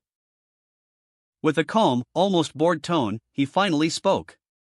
"If you're cannon fodder, you should refrain from boasting." His expression remained impassive as he stared them down. "No matter how fierce your words are, it doesn't change the fact that you're weak. These two Arankard, Neros and Paid, were nothing more than substitutes. Aizen had used them as experimental subjects, disposable pawns meant to serve as temporary stand-ins for the yet-to-be-perfected Espada. They were mere stepping stones, fodder to be tested, discarded, and replaced. Compared to the true Espada that would later emerge, these two were insignificant. And even those Espada who had shined in the original story? In Uehara Shiroa's eyes, they were still nothing but garbage. So what did that make these two fakes standing before him? Looking for death. With an enraged roar, Neros lunged forward, his massive fist swinging straight toward Uehara Shiroha with crushing force. Shiroha, however, remained completely still. He didn't flinch. He didn't even blink. Seeing this, Neros grinned in delight. He's not dodging? This bastard is dead. But before his strike could land, his companion, Paid, suddenly widened his eyes in horror. Neros! Get out of the way! He moved instantly, his body vanishing as he used Sonido in a desperate attempt to intervene. But Neros didn't understand. Why should he retreat? Hadn't he already won? His fist, brimming with destructive force, connected directly with Uehara Shiroha's torso. Boom! A deafening impact shook the air. And yet, nothing happened. Uehara Shiroha didn't move an inch. Neros froze, his brain struggling to process what had just occurred. Meanwhile, Uehara Shiroha, still calm and unfazed, slowly slid his blade back into its sheath. At the same time, he casually extended his arm and punched Paid away with effortless ease. It wasn't until that moment that Neros realized. Wait.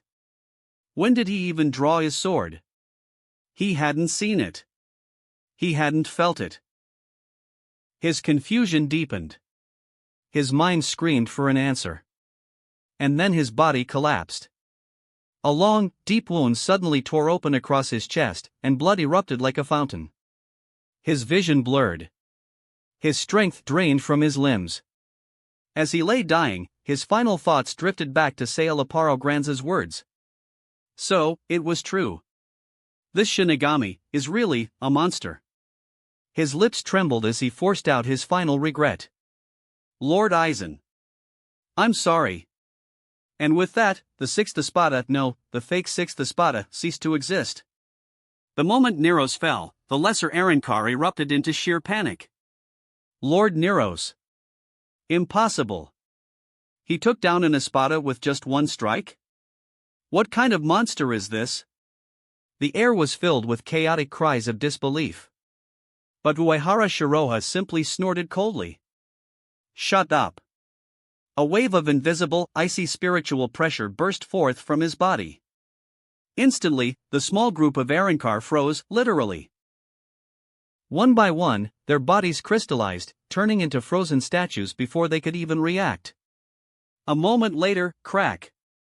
The frozen figures shattered into nothingness. These Arrancar had been carefully selected by Paid and Neros among the non-Espada, they were considered elite. But before Uehara Shiroha's sheer dominance, they weren't even worth a second glance. The battlefield, once teeming with arrogant hollow warriors, was now reduced to silence. Only one remained. Paid stood alone, panting heavily, his entire body trembling. He was still in shock. Staring at Uehara Shiroha, a mixture of fear and disbelief swirled in his expression. His right arm hung limply at his side, twisted at an unnatural angle, blood dripping from his fingertips, staining the white sands of Hueco Mundo. His breathing was shallow. His body felt as if it were being crushed under an unbearable weight. This wasn't just pressure, this was something beyond mere power. It was absolute suppression. A terrifying realization hit him. This isn't a fight. This is a one-sided slaughter. If it hadn't been for his reflexes kicking in at the last possible moment, reacting within 1/10,000th of a second to block the attack, he would already be dead. With a trembling voice, he muttered, I've never seen Lord Sail Aparo pay so much attention to someone before. I knew you were strong, but... He gulped, sweat dripping down his face. I didn't think you'd be this strong. His fingers twitched slightly as he tried to muster any remaining strength. And then, in a quiet, desperate whisper, he asked. Who are you? Uehara Shiroha stared at him for a moment before exhaling in boredom. With a casual tone, he answered. I am a Shinigami. A Shinigami who has come to reap your lives. His voice was calm, almost indifferent, because to him, that was all this was. He glanced at Pate's battered form and shook his head. Another disappointment. After a full year of intensive training, his Zanjutsu and Hakuta had reached the level of the ancient Millennium captains. His mastery of Shunpa and Kido had also neared its peak. At this point, there was almost nothing left for him to improve within the Shinigami race. And as a result, these so-called espada weren't even worth his effort. One sword. One punch. That was all it took. The current espada are really watered down.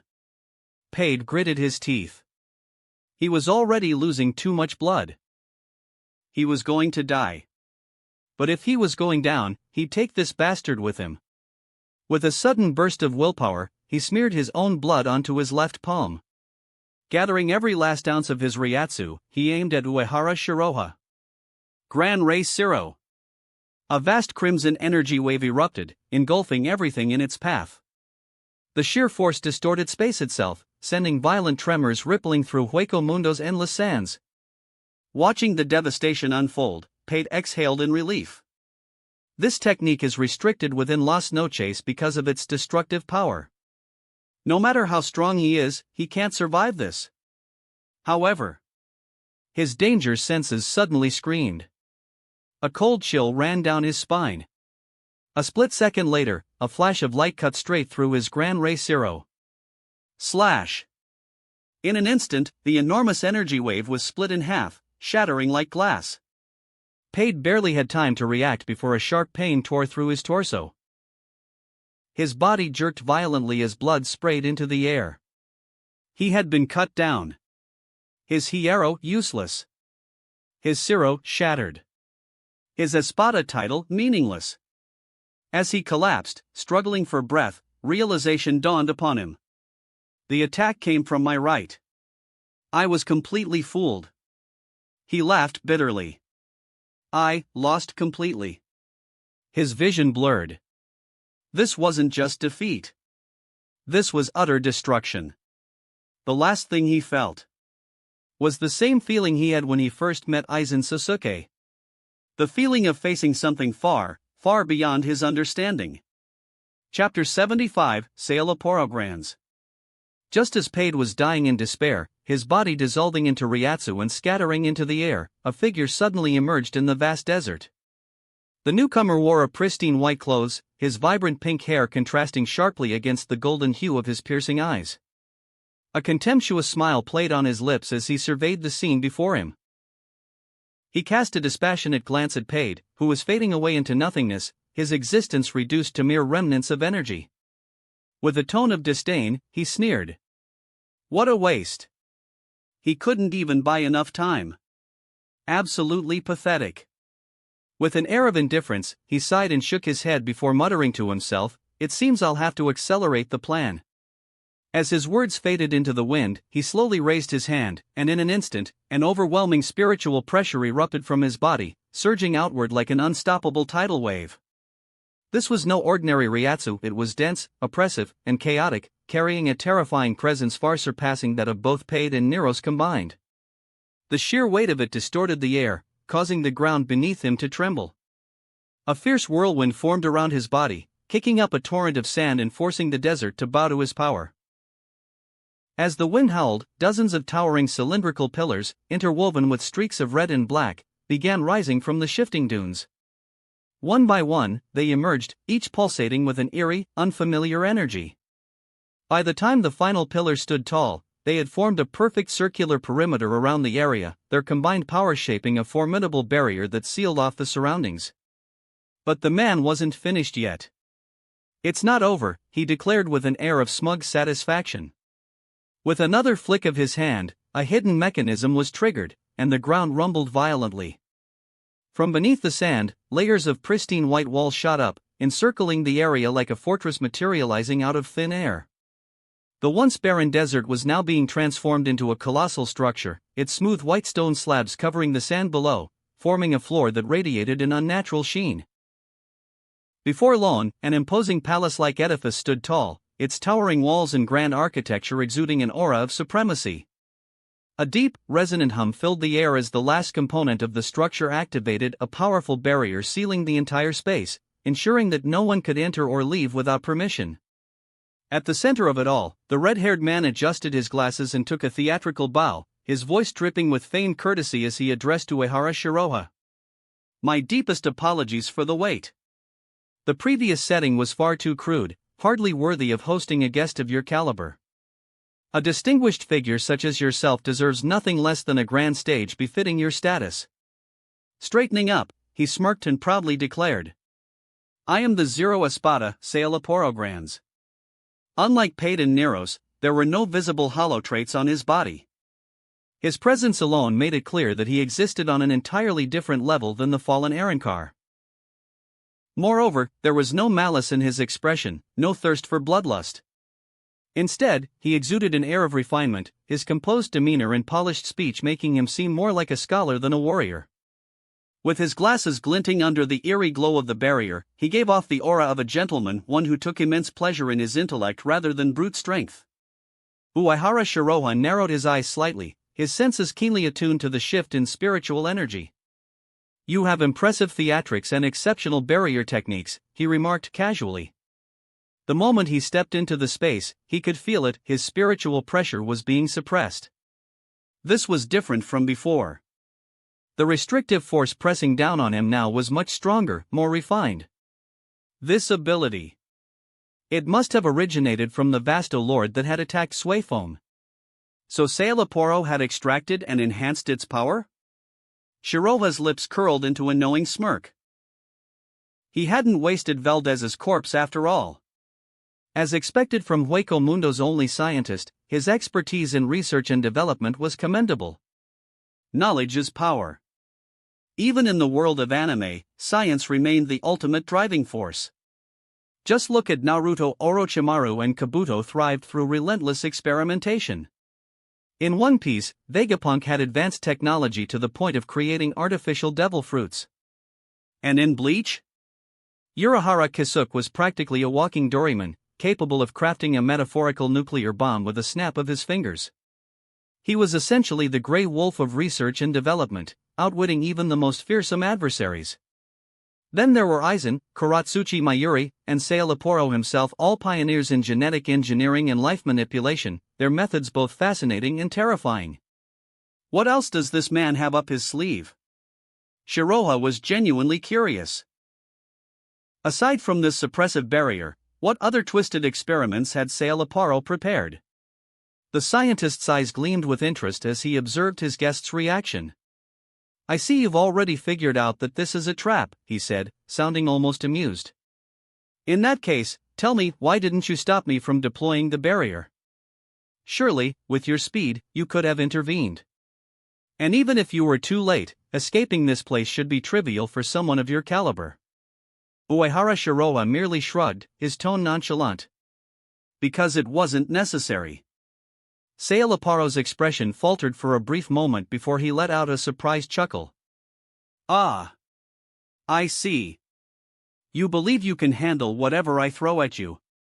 Shiroha's lips twitched into a smirk. It sounds like you've done your homework on me. He tilted his head slightly. I take it you've gathered plenty of data? The scientist adjusted his glasses, looking pleased with himself. Indeed. A year ago, you ventured into Hueco Mundo and unveiled your mesmerizing Bankai, a truly breathtaking spectacle. You annihilated Rodney, Leo, and Jerome within the anti-membrane. A pity, really. Those three were some of my most promising test subjects. His smirk widened. Fortunately, I had planned ahead. I implanted soul recording bugs into their bodies before their demise. My little darlings faithfully recorded every moment of your battle, every technique, every movement, every ounce of your power. He spread his arms, exuding boundless enthusiasm. The Bankai of a Shinigami, the enigmatic powers of time and space, such an exquisite realm of knowledge. A completely new world of power for me to dissect and analyze. His golden eyes gleamed with feverish excitement, as if he were standing on the precipice of a grand discovery. Whether it is the Bankai of the Shinigami or the power of time and space, it is a whole new world and a whole new power for him. The power of time and space was wondrous, so profound, so intricate, and above all, so overwhelmingly powerful. Sailaporo Grands could not resist its allure. It was an irresistible temptation, a mystery that demanded to be unraveled. The mere thought of it was enough to send a thrill down his spine. And so, despite Aizen's orders, he had made his decision. He would ambush Uehara Shiroha. Uehara Shiroha, however, remained completely unfazed. His eyes, calm and unshaken, gazed at the self-proclaimed scientist with an almost amused indifference. "So," he said, his voice devoid of concern, "you really believe you can handle my Bankai?" Under normal circumstances, perhaps it could have been countered, neutralized, even. But without the Mind Stone, that is. In the world of Bleach, every power, every ability, required the mind's influence. Even Bankai was nothing more than an embodiment of the wielder's mental will, a manifestation of their very soul. And yet, the Mind Stone granted dominance over the very essence of thought. For Sailaparo to believe he could suppress it? To think he could impose his own will over Uehara's? Absurd. If anything, it was laughable. The sheer irony of it was almost comical. How could he, a mere scientist, expect to outmaneuver someone who wielded absolute control over the mind? And yet, Uehara saw no need to reveal this.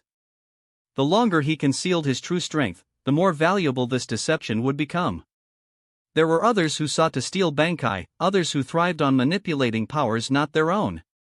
If they truly believed his Bankai could be suppressed, then they would be in for a rude awakening. Perhaps even Yawatch himself would suffer a devastating miscalculation. Meanwhile, Sailaporo, oblivious to the deeper layers of Uehara's strategy, continued to bask in his self-proclaimed brilliance. "Not just your Bankai," he declared with unshakable confidence, "but all of your techniques. Every movement, every ability, you are already an open book to me." He adjusted his glasses, a smug smile spreading across his lips. "I have analyzed all of your spiritual pressure patterns, turned them into data, and recorded them meticulously. With this information in my grasp, there is nothing you can do that I have not foreseen. No attack, no trickery, nothing you attempt will ever pose a threat to me." His eyes gleamed as he spoke, his voice filled with anticipation. He wanted to see it. Uehara Shiroha pushed to his limit, backed into a corner, stripped of every option. The very idea sent a thrill through him. Just imagining this powerful Shinigami laid bare before him, helpless, nothing more than an experiment waiting to be dissected, it was exhilarating. And yet, Uehara simply let out a short, unimpressed chuckle. "Is that so?" he mused. "I don't believe you." Without hesitation, he raised his blade and swung. The motion was effortless, casual even. Yet, it was deliberate. He mimicked the same slashing technique he had used a year ago, an exact replication. He wanted to see for himself just how much did Sailaparo truly understand? And sure enough, the Espada grinned as he dodged, narrowly avoiding the strike. "I told you," he sneered, "I already have all your data." Brushing off his pristine white coat, he smirked triumphantly. "I have recorded your blade movements, your attack angles, the very momentum of your swings. Every detail has been analyzed and converted into precise calculations. Your attacks can never hit me." He looked utterly pleased with himself, as if victory had already been secured. Uehara Shiroha, however, said nothing. Instead, in a blink of an eye, he vanished, reappearing an instant later as his blade flashed once more. This time, the strike carried a different weight. It was sharp, cold, and lethal, as if a white rainbow had pierced through the heavens, cutting through the void itself. But still, Sailaporo scoffed. "I already told you," he said, his tone dripping with arrogance, "I have seen through all your attacks. You're simply—" A sudden explosion of blood cut him off. His right shoulder burst open, a deep gash splitting through his flesh. The smirk on his face froze. For a moment, the Espada could do nothing but stare at the crimson droplets splattering against the pristine white floor, stare at the searing pain radiating from his wound. What? His mind reeled. This wasn't possible. This wasn't scientific. His calculations had accounted for everything. His combat data was flawless. So why? Why had he been hit? His breath hitched as he turned his stunned gaze to Uehara Shiroha. "Your speed, your strength," his voice faltered. They weren't like this before. Your spiritual pressure shouldn't be able to harm me. What the hell are you? For the first time in a long while, Sailaparo felt fear. He had prided himself on his preparation. His hierro was strong enough to withstand most attacks, his meticulous data collection ensured that no opponent could ever surprise him, and he had meticulously adjusted his own spiritual structure to counteract Uehara's Ryatsu. And yet, after all of that, he had still been wounded so easily. This wasn't supposed to happen. The massive palace around them loomed ominously, the silence stretching between them. Uehara Shiroa, unfazed by Saelaparo's turmoil, raised his sword once more. His technique wasn't flashy, nor was it wild and reckless like Zaraki Kenpachi's. It was a perfected blade technique, one sharpened through a million repetitions, a strike refined to be precise, fast, and utterly lethal. To the untrained eye, it seemed almost basic. But to those who understood swordsmanship, it was an executioner's blade, one that could even bring a 1,000-year-old captain to ruin if they weren't careful. Saelaparo, this time, did not underestimate him. He gritted his teeth, backing away while raising his own blade in defense. He was no ordinary Arrancar. As a top-tier Vasto Lord, his strength rivaled even that of high-ranking captains. Even though his thoughts were in disarray, his body instinctively reacted, defending just in time to block Uehara's second strike. Quickly regaining his composure, he activated his high-speed regeneration, the wound on his shoulder rapidly knitting itself back together. Uehara raised an eyebrow, intrigued. Superspeed regeneration, he mused. You're different from the others. Most Arrancar lack that ability. Indeed, the Arrancar he had fought before were incomplete. But this one was different. Saelaparo, now fully healed, let out a dark chuckle. Do not compare me to those failures. His eyes gleamed with something sinister. The Arrancar you fought before were nothing but defective experiments. But He spread his arms, exuding confidence. I am evolution made perfect. But despite his bravado, one thought clawed at the back of his mind. Why? Why had Uehara Shiroa suddenly become so much stronger? And more importantly, had he ever truly been in control? Uehara Shiroa smirked in disdain. You don't seriously believe that after an entire year, my strength has remained the same, do you? His golden eyes glowed with quiet confidence. I train hard. Naturally, my strength grows just as fast. Saelaparo's expression twisted into one of utter disbelief. What? A question mark might as well have floated above his head. Is this guy serious? This wasn't just a case of getting stronger after a year of training. No, this was a qualitative leap in power. This kind of growth shouldn't be possible. He had seen many hollows evolve over time, devouring their own kind to rise through the ranks. He had studied the rapid progression of a Juchas to Vasto Lord. But this level of power escalation in such a short time? It defied logic. Saelaparo had always considered himself a genius, an outlier among hollows. His rise in strength was faster than most, his intelligence leagues above the mindless beasts of Hueco Mundo. But compared to the monster standing before him, the difference in talent was like comparing a hill to a grain of sand. And then, suddenly, that disbelief faded, replaced by something else. Fascination. His eyes gleamed, alike with manic excitement as he gazed at Uehara Shiroa, as though he were looking at some rare and exotic specimen. Saelaparo's voice trembled with barely restrained glee. Your growth rate is truly astonishing. He let out a breathless chuckle, adjusting his glasses. I've analyzed the Ryatsu patterns of countless Shinigami, but none of them can compare to you. He took a step forward, hands trembling with excitement. You are special. Not just among Shinigami, but among hollows, among humans, no, among all life forms. His voice rose with exhilaration. To think I would encounter something so rare, so unique, this is a blessing. A crazed smile spread across his lips. You are the perfect experimental material. Uehara Shiroa simply shrugged, entirely unfazed. You're not bad yourself, he replied casually. At least, you're qualified to be my grindstone. His words, spoken so effortlessly, sent a jolt through Sailaporo. A grindstone? A mere tool to sharpen his blade? For the first time, the scientist's eye twitched in irritation. Then, his lips curled into a dangerous smirk. You should worry about sharpening yourself first. Without another word, his body trembled, then, black liquid oozed from his pores, slithering through the air like living ink before rising high into the sky. Then, like rain, it fell. Uehara Shiroa's sharp senses immediately analyzed the result.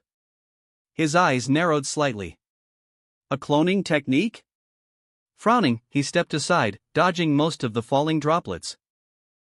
But the sheer volume of the liquid was overwhelming. One stray droplet landed on his arm. The moment it made contact, it began to shift, twisting, expanding, molding itself into something. And then, a perfect duplicate of Uehara Shiroa stood before him. Not just a crude imitation, either an exact replica. Every detail was precise, from his flowing robes to the zanpakuto in his grip. Even his expression was eerily accurate. Yet, Uehara Shiroa remained unfazed. You're good at party tricks, he said flatly. What's next? Sailaporo laughed. Oh, you'll see. The black liquid on the ground rippled. More droplets rose, shifting and twisting, until more copies began to form, each a perfect mirror of Uehara Shiroa. One by one, they turned their cold, golden eyes toward him. And then, they attacked. A blur of slashes came from every direction, as the replicas surged forward in perfect synchronization. Uehara Shiroa barely spared them a glance. With a single motion, his blade flashed. And in an instant, one of the clones was cleaved apart. Yet, the moment its body hit the ground, the black liquid reformed, reassembling itself back into shape. Sailaporo grinned triumphantly. Ha ha ha. Did you think this was just a simple copy technique? He spread his arms dramatically. My clones of perfection are not mere illusions. They don't just mimic your appearance, they copy everything. Your abilities, your techniques, even your Zanpakuto's powers. He gestured toward the gathering clones. They are endless, no matter how many you cut down, they will regenerate. Then, his eyes gleamed with excitement. Now, show me more. Show me how you handle despair. But before he could finish his sentence, Uehara Shiroa casually waved his hand. Ice Age. A chill spread instantly. Within seconds, the air froze solid, and an invisible wave of cold rippled outward.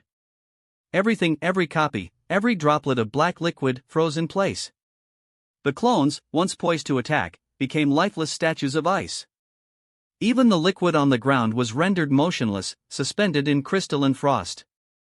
Uehara Shiroa observed the frozen battlefield with a hint of amusement. Even though they were fake, he had to admit, they still looked quite handsome. Sailaporo, however, was in absolute shock. Impossible. His eyes widened in horror. Why didn't the clones use this ability? Why couldn't they replicate your Zanpakuto's power? Frantically, he released a surge of spiritual pressure, scanning every fiber of Uehara Shiroa's Ryatsu. And then, his face paled. Your spiritual pressure, your soul, it's protected? Sailaporo staggered back. This isn't normal. A year ago, you didn't have this power. Is this some kind of new Bankai technique? His mind raced. His ability wasn't just simple replication, it was an imitation of the essence of the soul itself. That was why he could suppress Bankai, why he could copy them. But now, it had failed. His calculations had been flawless. His strategy had been impeccable. And yet, this Shinigami had broken everything. Uehara Shiroa merely tilted his head. So that's all you've got? He smirked. Go on, then use that invincible skill of yours to think of a way out. Sailaporo's entire body trembled. Uehara had seen through everything, every trick, every calculation. This wasn't just strength. This was a nightmare given form. And worst of all, for the first time in his life, Sailaparo had no idea what to do next. Chapter 76, Brothers work together to give it away for free. Facing Uehara Shiroa's ridicule, Sailaparo Grands calmed down. His golden irises flickered with a chilling light as he sneered. Since data and technology are useless, then let's speak with strength. Don't mistake my preference for research as a weakness in combat. I simply prefer solving problems through intellect rather than brute force, but that doesn't mean I lack the ability to fight. Besides, don't forget, your power is still under my suppression.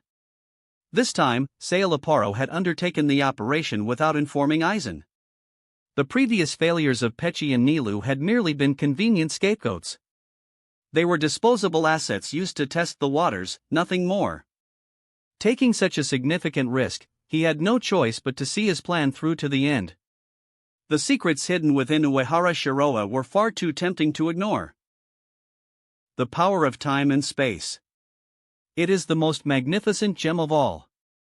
Even the fearsome aging ability of Barragan Luzenbairn, the former king of Hueco Mundo, paled in comparison to the sheer potential of controlling time and space.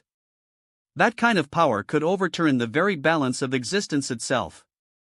No matter the cost, Sailaparo was determined to unlock the mystery of Uehara Shiroa's abilities. Uehara Shiroa remained unfazed. A smirk tugged at the corner of his lips as he raised a hand, his fingers lightly glowing with an eerie golden shimmer. It seems you're very confident in your strength, and in this barrier of yours. His voice was calm, yet laced with amusement.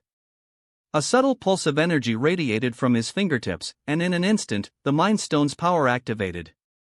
Although I must admit, this barrier is rather interesting, I've seen enough of it.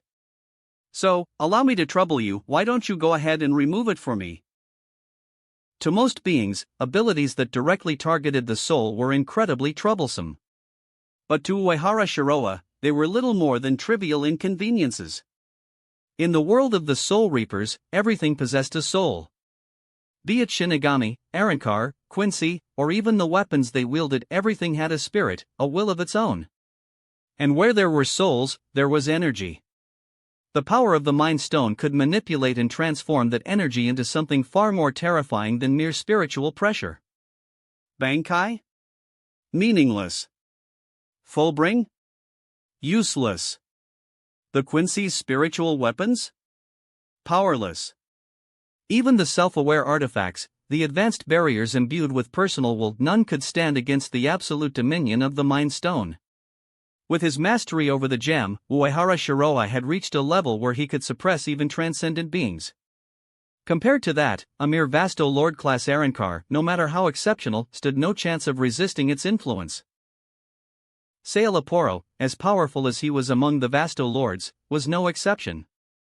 The Mind Stone's power surged, slipping past the defenses of his consciousness like an unseen predator lurking in the dark. Before he could even react, it had already invaded his mind.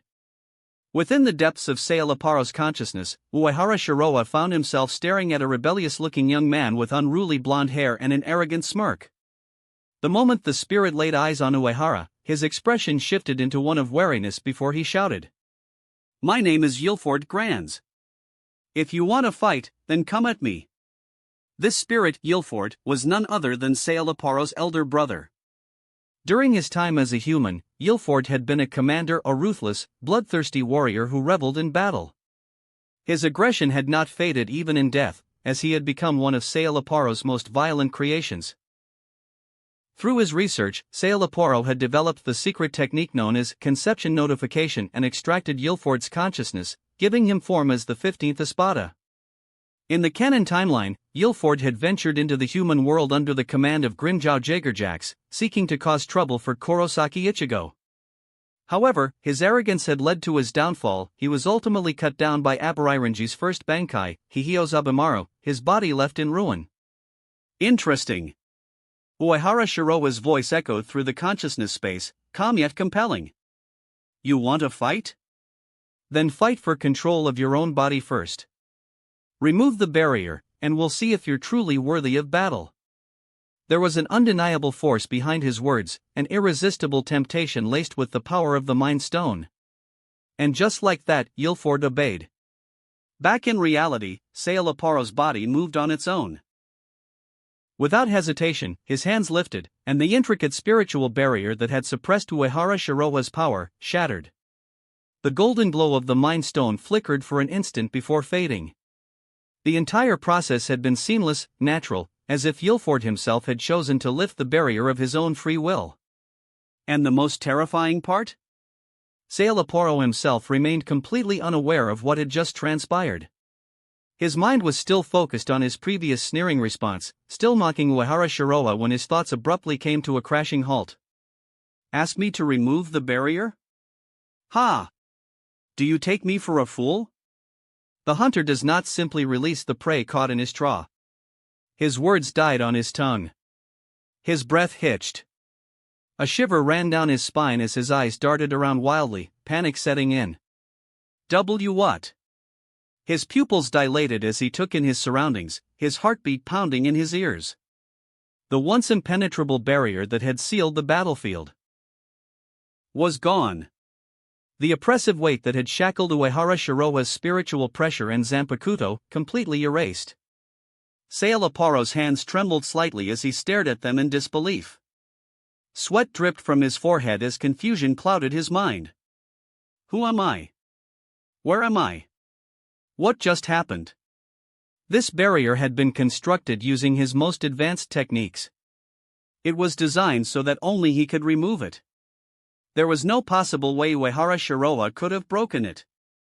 And yet, in the blink of an eye, it had vanished. Had he made a mistake? Was this an illusion? No. This was real. I gave the order, and you obeyed it. Uehara Shiroa's voice was calm, casual, almost mocking. His eyes gleamed with amusement as he studied Sailaporo's dumbfounded expression. That simply means that deep down, in the very depths of your consciousness, you fear me. You don't actually want to be my enemy, do you? A slow, taunting smirk stretched across his lips. You might not realize it yourself, but subconsciously, you made the smartest choice to submit. And honestly? There's no shame in wanting to survive. After all, you're a very intelligent man, Sailaporo. Indeed, it had been all too easy.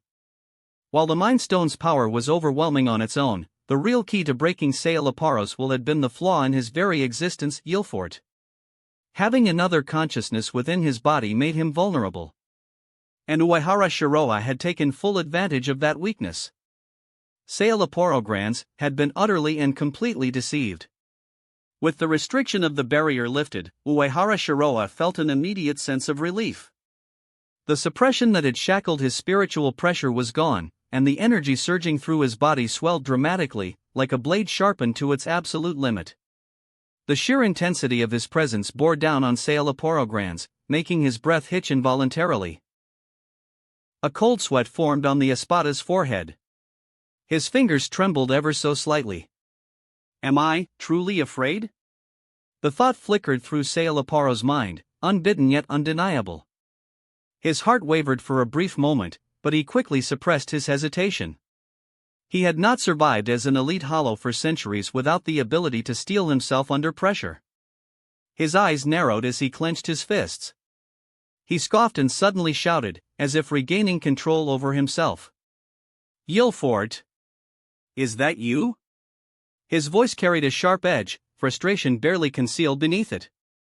Didn't I promise you a new body? Why are you still interfering? Humph, as expected, even an Arankar carries flaws. This only proves that I need to refine my research further. Perfect my conception notification technique. Only then will I rid myself of these imperfections and become truly complete. His desperation to complete his experiments burned stronger than ever. If he could fully refine his research, he could not only cast aside his brother's lingering interference but also seize absolute control over his own body. Inside the depths of Sailaporo's consciousness, Guilford's laughter echoed with mocking amusement. My foolish little brother. Guilford's voice was sharp, filled with condescension and irritation. I'll admit, your little tricks have their uses. Your intelligence, your experiments, they've allowed you to win many battles effortlessly. But have you forgotten where we are? His voice grew heavier, laced with a primal, almost savage authority. This is Hueco Mundo, and we are hollows. Here, power is everything. Life, status, authority, even our very existence, all of it is determined by who is stronger. The weak are devoured, and the strong carve their own path forward. A pause. Then, his tone darkened. You forgot that simple truth, and that's why you ended up like this. Sailaporo's lips parted slightly, his golden eyes flickering. Is strength really everything? He murmured to himself. In all his years, he had sought perfection through science, through intellect. He had always believed that technology could overcome brute force, that superior knowledge was the ultimate power. But now, as he faced overwhelming might, Uehara Shiroa's unshakable confidence, his sheer, effortless dominance, he felt something stirred deep within him. Perhaps Yilfort was right. His hesitation vanished. His doubts burned away. His fingers curled into fists, and his expression twisted into something darker, more primal. Then for the best experimental materials. His voice grew hoarse, his breath quickening. For my research. A manic grin stretched across his face. And for my own survival, let's make an exception and fight together just this once. The moment those words left his lips, his golden pupils burned with a newfound intensity. Gone was the thin veil of civility he wore as a scientist. Gone was his refined, composed demeanor. At this moment, Sailaporo Grans tore off the mask of reason, shedding the cold, calculated persona he had maintained for centuries. His body trembled, not with fear, but with anticipation. For the first time in his existence, he fully embraced the raw, unfiltered savagery that lurked beneath his refined intellect. His golden eyes gleamed with frenzied excitement. These were not the eyes of Sailaporo Grans, the Espada. These were the eyes of Yilfort. Or perhaps the eyes of both of them, fused into one. Uehara Shiroa watched the transformation unfold before him, an eyebrow raised in mild amusement. Good eyes, he murmured. But in truth, even in this complete form, Sailaporo remained nothing more than a minor challenge. The Mind Stone and Shunko Bankai were more than enough to subdue him. This battle was nothing more than an opportunity, an advanced training session at best. As if sensing the disdain in Uehara's eyes, Sailaporo let out a sharp, unsettling laugh. His entire body tensed, muscles coiling like a beast ready to pounce. If it weren't for you, he admitted with an eerie grin, I wouldn't have been able to reach this state. Only now do I realize I've always had this power hidden within me. His breathing grew heavier, his senses sharpening beyond their limits. His nerve probes expanded to their maximum range, capable of detecting the slightest disturbance in the air. His body felt lighter, faster. His spiritual pressure surged higher, overflowing like a dam that had finally burst. Half of him burned like magma. The other half froze like ice.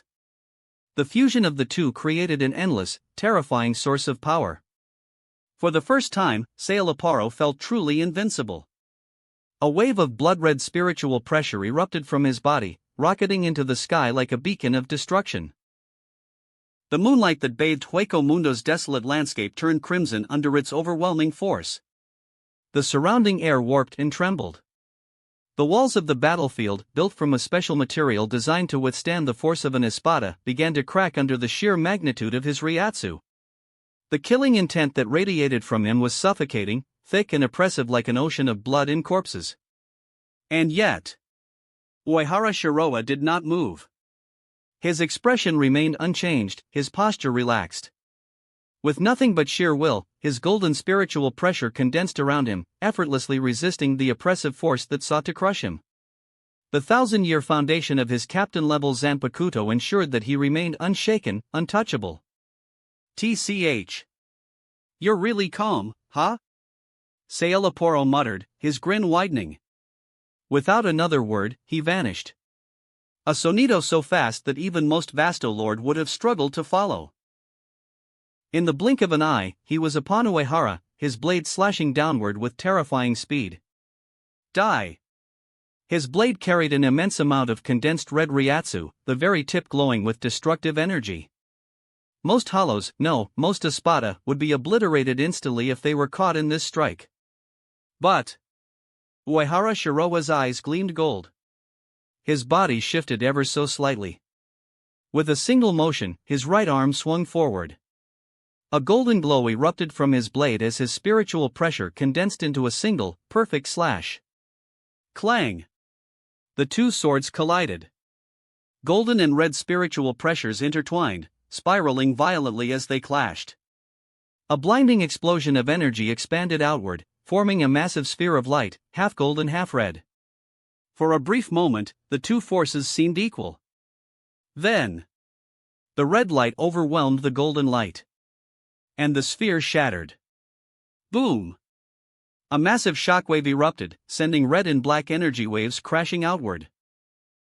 The battlefield quaked as the explosion tore through the air, obliterating everything in its path. The once solid walls of the chamber collapsed as if they were nothing more than brittle paper. The ground split apart, revealing deep fissures that swallowed the sand below. The very atmosphere trembled. Across Hueco Mundo, hollows that felt the distant aftershock shivered instinctively. At the center of the devastation, where the two swords had clashed, a massive crater now stretched deep into the earth. The sands around it trickled downward, swallowed by the abyss. Amidst the crumbling palace, only one place remained untouched, the very ground where Uehara Shirowa and Sailaporo Grand stood.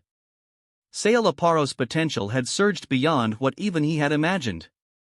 With each strike, his power continued to grow, surpassing even the Gran Rey Zero of the Cuatro Espada, Alquiora cipher. And it wasn't just slightly stronger, it was several times more devastating. Even Sailaparo himself was astonished by the sheer strength of his own attacks. For the first time in his existence, he had been pushed into a corner, forced to unleash his full power. But in that moment, a sensation overtook him, one he had not expected. The joy of battle. The ecstasy of destruction. The thrill of overwhelming power coursing through his veins. But just as he was basking in his newfound strength, his triumph turned to horror. His golden irises flickered in disbelief as he saw it. Uehara Shirowa, standing there, completely unscathed.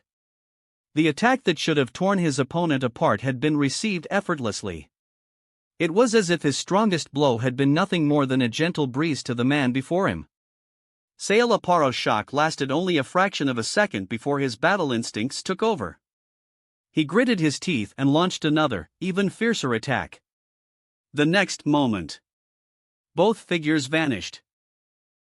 In an instant, the two reappeared midair, swords clashing violently, sending shockwaves across the battlefield. And then, they disappeared again. Their movements were so fast that even the afterimages struggled to catch up. Spiritual pressure collided with spiritual pressure. Blade clashed against blade. It was a bloody, chaotic slaughter, pure, unfiltered combat at its most dangerous. The once grand palace, a symbol of power and authority, collapsed entirely, crumbling into dust and ruin. Sailaparo continued his relentless assault, growing stronger with every move, adapting, evolving in the heat of battle. Yet no matter how much power he unleashed, Uehara Shirowa remained untouchable. Not once had his movements faltered. Not once had he lost control. Not once had he shown even the slightest sign of exhaustion. He was flawless. Sailaparo's eyes widened as the realization struck him like a hammer to the skull. This man is limitless. His breath grew ragged as his mind raced.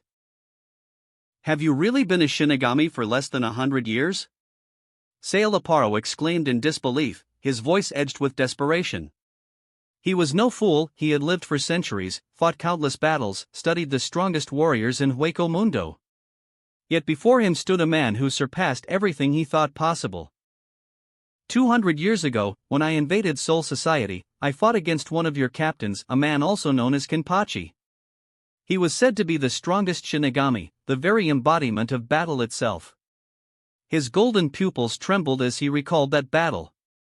And yet, even that Kenpachi was nothing compared to you. How? How could you have reached this level in less than 100 years? Uehara Shiroa let out a small chuckle, his blade glinting under the crimson-hued moonlight. Your experience is still too shallow. With a casual flick of his wrist, he swung his sword forward.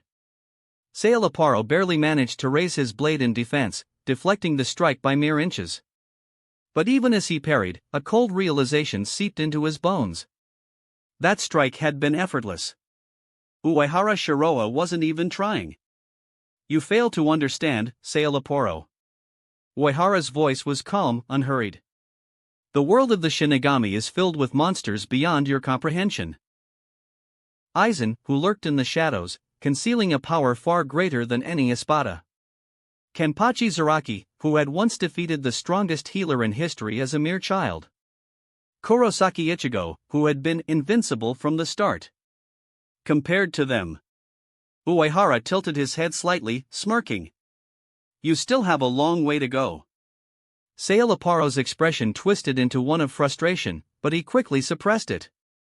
He exhaled sharply and smirked, lifting his blade once more. Perhaps I underestimated you, Shinigami. His tone was different now, more composed, more calculating. However, through this battle, I've already analyzed your spiritual pressure, movements, techniques, and combat experience. His eyes gleamed with cold intelligence.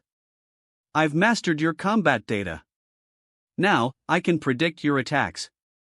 A savage grin spread across his face. Your breathing is growing heavier, isn't it? You can't keep up this offensive forever. He had fused the instincts of a beast with the mind of a scientist. His combat efficiency had reached an entirely new level. A fusion of raw power and absolute precision. In this state, there is no reason why I should lose to a mere Shinigami. Uehara Shiroa raised an eyebrow. Oh? The sky clears after the rain, and now you think you can fly? With a casual motion, he swung his blade once more. The strike was not flashy. It was not accompanied by an overwhelming burst of Ryatsu. But Sailaparo felt it. A condensed, refined, lethal blade strike. The moment their swords met, his eyes widened in shock. He had blocked the attack.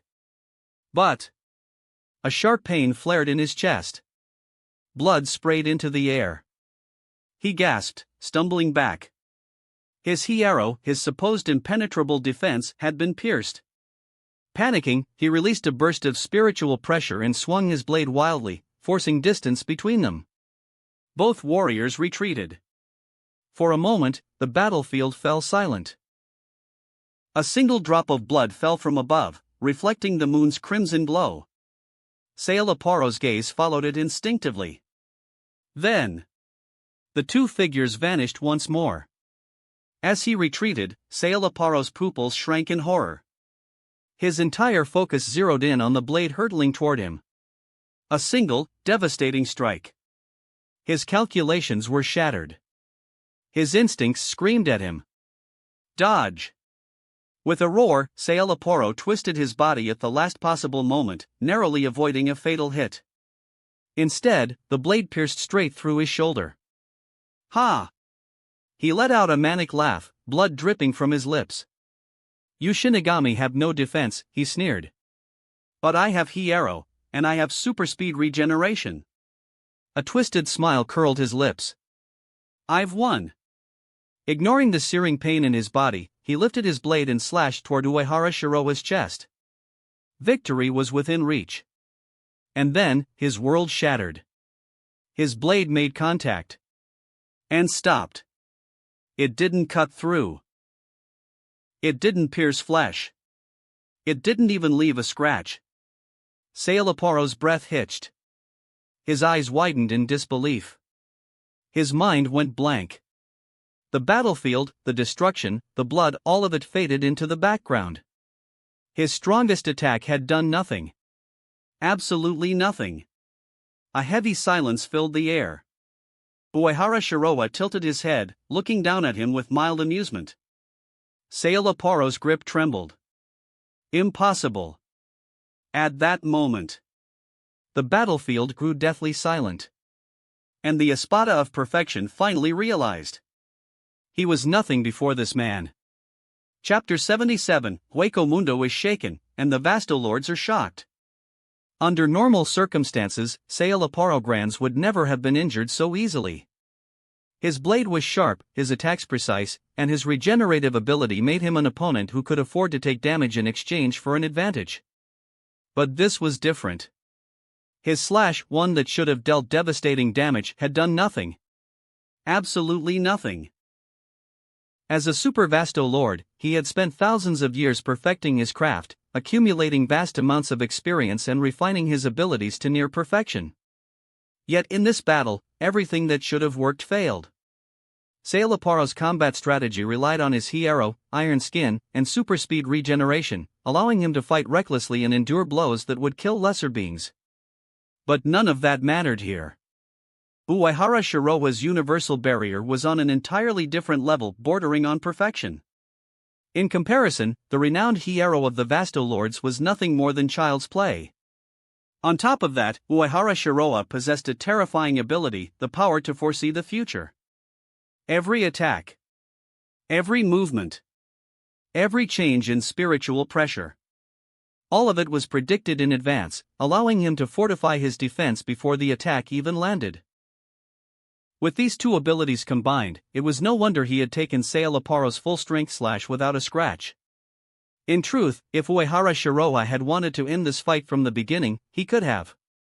Whether through his perfect level stand, his Shunko Bankai, or the overwhelming force of the Mind Stone, he could have crushed Saelaparo in an instant. But he didn't. Because he wanted to test something. He wanted to become even more familiar with the abilities in his hand. And Saelaparo was the perfect test subject. However, by this point, Saelaparo himself had realized the danger he was in. He could feel it, he was losing. Panic flickered in his golden eyes. He had to act. Now. Clenching his teeth, he unleashed his full spiritual pressure, causing the very air around him to tremble. A massive pillar of crimson energy erupted from his body, surging toward the sky. The force of his Ryatsu distorted the space around him, warping reality itself. But this time, Uehara Shiroa was done holding back. Perfect White Album activate. The moment those words left his lips, an invisible power flooded the battlefield. It was a chilling force, silent yet absolute. The temperature dropped instantly. Ice began creeping across the ground, freezing everything in its path. 0 degrees. -10 degrees. -40 degrees. And it only kept falling. Saelaparo gritted his teeth as his body trembled uncontrollably. Even as he pushed his spiritual pressure to the limit, trying to resist. It wasn't enough. His body, his Ryatsu, even his very soul. All of it was freezing. Impossible. Fear crept into Saelaparo's voice. His stiffening face twisted in a mixture of shock and horror. How? How could a mere Shinigami possess such power?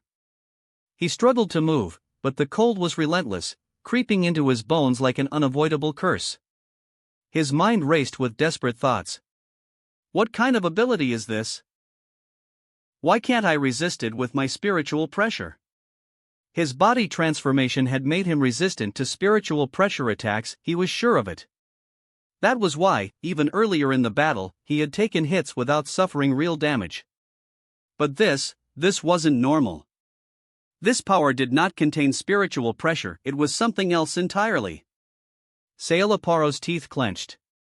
This isn't a Shinigami's ability. His mind refused to accept it. This defies logic. I don't understand. I won't accept it. My skills are perfect. My knowledge is supreme. And yet, none of it mattered. His perfect calculations had failed. His perfect predictions had failed. His perfect adaptability had failed. Uehara Shiroa exhaled slowly, watching the scene before him unfold. His expression remained calm, completely unfazed. Then, he took a single step forward. The moment his foot touched the frozen ground, the ice surged forward, swallowing Saelaparo whole. A massive block of ice formed instantly, sealing the espada inside.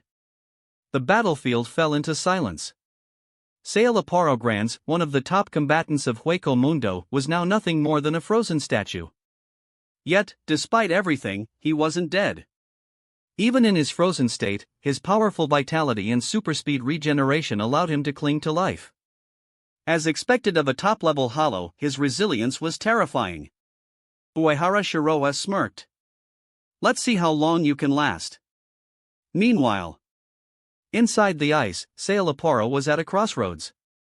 His consciousness was flickering, his thoughts growing sluggish. He had two options. Activate his preset life-saving trump card. Fight to the death. He hesitated for only a moment before making his choice. Clenching his teeth, he activated a black, strange substance hidden within his body. Immediately, the substance spread out. And space itself began to twist. Uehara Shiroha narrowed his eyes as he sensed the disturbance. Then, he moved. Without hesitation, he leapt backward, retreating to a safe distance. A second later, a pure black, coffin-like barrier materialized around Sailaparo. It was absolute. It completely sealed him inside, isolating him from the outside world. The air grew heavy. The spiritual pressure in the area shifted unnaturally. Uehara Shiroha's gaze darkened. He recognized this power instantly. Anti-membrane of negation. Kaja negation. This strange black barrier was a special substance developed by Aizen himself, an improved version of the anti-membrane, capable of sealing spirits into another space entirely. Its original purpose? Executing disobedient subordinates. It was an ability so powerful that even Aizen and, in the distant future, Yawatch himself would find it troublesome to deal with. In the past, Grinjo had used this very technique to seal Ulquiorra, buying himself a chance to fight Kurosaki Ichigo. And now, Sailaparo was using it to escape. Uehara Shiroha smirked. Oh? You're running? However, he was in no hurry to act. Instead, he closed his eyes and released his perception ability. His spiritual awareness expanded. And to his amusement, he realized something. Inside the anti-membrane of negation, there was a violent spatial reaction. A second layer of spatial distortion. And possibly a third. Uehara Shiroha raised an eyebrow. Well now, it looks like we have a nesting doll situation. 3 layers of insurance. 3 different escape mechanisms. Sailaparo Granz had activated them all at once. How terrified of death was this man? His actions made one thing abundantly clear: Uehara Shiroha's Bankai had truly instilled fear into his heart. Uehara Shiroha chuckled to himself as he watched the anti-membrane of negation fade from sight. What an unnecessary amount of precautions, he mused. Yet, despite everything, he made no attempt to stop the retreating Espada. Why? Because Sailaparo was insignificant. He wasn't worth the effort of revealing more trump cards. Moreover, with the state he was in now, his body riddled with injuries, his spirit energy in shambles, Sailaparo would be useless even if he survived. Uehara Shiroha's gaze flickered toward the retreating darkness of the anti-membrane of negation. Through layers of dimensions and space, his eyes pierced straight through the barrier. And at that very moment, deep within the void of his forced retreat, Sailaparo felt it. His golden irises trembled. A chill, different from the ice that had nearly frozen him, ran down his spine. It was a feeling he had never experienced before. It was fear. Within the darkness, Sailaparo clenched his fists. Reluctance. Shock. Anger. Even terror. All of it swirled in his mind. The key to true power had been right before his eyes. He had glimpsed it, reached for it, and yet he had been forced to flee. Such humiliation. Such disgrace. He would never forget this. One day, he would return and take revenge. Deep within his consciousness, Yilford's mocking laughter echoed. "TCH, what's the point of acting tough now?" His voice dripped with disdain. "If you were so ruthless, why didn't you use your remaining strength to fight?" You should have made a final stand, given it everything you had. His tone sharpened. But instead, you ran like a coward. What a joke. Yilford's voice carried a venomous sneer. Sailaporo, I have no brother like you. I'd rather cut ties with you completely. Shut up. Sailaporo snapped, his voice cold. His eyes burned with frustration. You're too extreme, Yilford. You always were. Yilford wanted to fight to the death, but Sailaporo wasn't an idiot. He still had a path forward. This wasn't the end. His mind calmed, his thoughts regaining their sharpness. If I must cut something away, it won't be myself, it will be you. If he could perfect the power of conception notification, he would never be dragged down by his foolish brother again. He would be perfect. His gaze darkened as he clenched his fist. Besides, I had no choice. Uehara Shiroa's power was monstrous. His sword strikes were devastating. His freezing abilities were too unnatural. And his body. Sailaporo grimaced. Even now, his body was in tatters. If he hadn't possessed his unique regenerative structure, he would already be dead. Even so, his injuries were severe. Recovery would take time. Weakening himself was inevitable. Being expelled from the Espada was inevitable. But, he would return. One day, he would return stronger than ever. As the darkness of the anti-membrane of negation sealed around him, his golden irises glowed with cold resolve. Uehara Shiroa. I will never forget this. Back in the ruined palace, Uehara Shiroa shook his head. A super vasto lord? Nothing special. No wonder Aizen abandoned the Espada in the end. Despite all the time and effort spent cultivating the 10 blades, the truth was painfully clear. They weren't strong enough. Hueco Mundo simply wasn't enough. Uehara Shiroa's thoughts drifted. In the world of Bleach, hollows were like wandering spirits, souls rejected by the natural order. They were beings that existed outside the balance of the world. And at the core of that balance stood the Soul King, the embodiment of the world's will. His very existence prevented the world from being consumed by hollows. This was why hollows would never reach the same heights as the Shinigami or Quincy. They had no divine blessing. They had no true civilization. They had no system of cultivation. Even if an Arrancar broke through their limitations and gained rationality, their raw combat power was still inferior. That's why Hueco Mundo was always a land of the dead. It was a graveyard. A battlefield that was conquered and massacred time and time again. The Shinigami slaughtered them. The Quincy slaughtered them. And in the end, they were nothing but prey. No wonder even Aizen himself was forced to abandon them. His evolution through hollowification had only made him more grotesque, less of a god, and more of a monster. By the end of his transformation, he had lost his prestige, his beauty, his dignity. And in the end, he was crushed beneath the heel of Kurosaki Ichigo. Ironically, during the 1,000-year blood war, Aizen, who had abandoned the Espada, performed far better. Why? Because he was more like a human than a hollow. And in the end, hollows would never be enough. Uehara Shiroa's eyes gleamed. The Hogyoku should belong to me. A storm had shaken the land of hollows. A single Shinigami had wiped out 3 Espadas. Hueco Mundo trembled. Even the remaining Espada were shaken. The few Vasto lords that remained silent. Their gazes darkened. They had never seen power like this. In the distance, in the ruins of Hueco Mundo, a lone figure gazed at the moon. Coyote Stark. His lazy eyes flickered with thought. That guy seems pretty strong. Beside him, a petite yet sharp-eyed girl clicked her tongue in irritation. What are you even saying, Stark?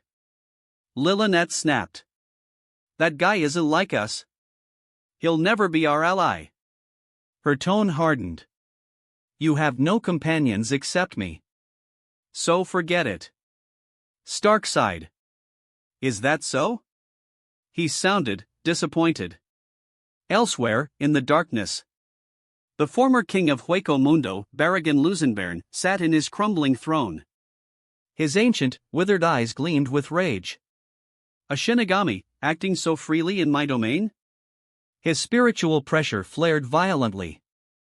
Has Hueco Mundo truly fallen so far? In the shadows, Harabel frowned. She gazed at the ruined palace, her heart uneasy. Hueco Mundo will never find peace, will it? The world without sacrifice that Aizen spoke of, was it even real? Meanwhile, Neliel Tuo Delschwank stretched, yawning. Whatever. He's strong, but it's got nothing to do with me. She smirked, dusting off her hands. I'll just stay out of his way. Then, she promptly went back to eating, sleeping, and playing. Under the golden moonlight, Uehara Shiroa turned his gaze toward Kayaraku Palace. Even from a distance, he could see its massive outline. And in that moment, a pair of eyes, from within the palace, met his own. In the depths of Las Noches, within the grand palace of the night, Aizen Sasuke sat upon his throne, his expression unreadable. His sharp eyes gazed into the distance, locked onto the lingering remnants of battle. Even without direct sight, his spiritual perception told him everything he needed to know. The battle was over. Two Espada and a Super Vasto Lord had challenged Uehara Shiroa. And they had lost. Aizen's lips curled slightly. Less than 100 years, and he already possesses such strength. How interesting. Beside him, Tozen Kaname remained silent, his brows furrowed in deep thought. Ikemara Jin, on the other hand, had his usual fox-like smile, yet his narrowed eyes betrayed a rare moment of solemnity. Neither of them had expected this. They had always known Uehara Shiroa was strong. But before this, their understanding of his strength was vague. A formidable genius, but nothing beyond their expectations. After all, the opponents he had faced before weren't true threats. Whether it was Valdez or Jerome's Arankar, they were disposable. Any Captain-class Shinigami could have killed them using their trump cards. So they had assumed Uehara Shiroa was simply a prodigy. A powerful talent, but still within reason. But now, everything had changed. Sailaporo Granz, despite being an arrogant, pink-haired four-eyed scientist, had been a true powerhouse. He was the Zero Espada, a title granted only to the strongest. His combat ability was undeniable.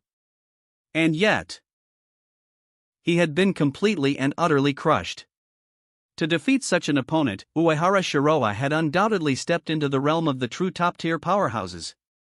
Jin let out a low whistle, his tone deceptively light. Well now, this is getting out of hand, huh? Tozen frowned deeper. A Shinigami of less than 100 years reaching such strength. It's unnatural. Jin chuckled. Calling him a genius ain't enough anymore. His smirk widened, but his voice dropped into something almost serious. A monster like that shouldn't be taken lightly. Just as the words left his lips, a black rift tore through the air. A Garganta had appeared, spilling out a broken, bloodied figure. The scarred and barely breathing Sailaporo Granz tumbled from the black cavity, his limbs weak, his body trembling. Behind him, the rift slowly closed, swallowing the remnants of his escape. A deep silence filled the throne room.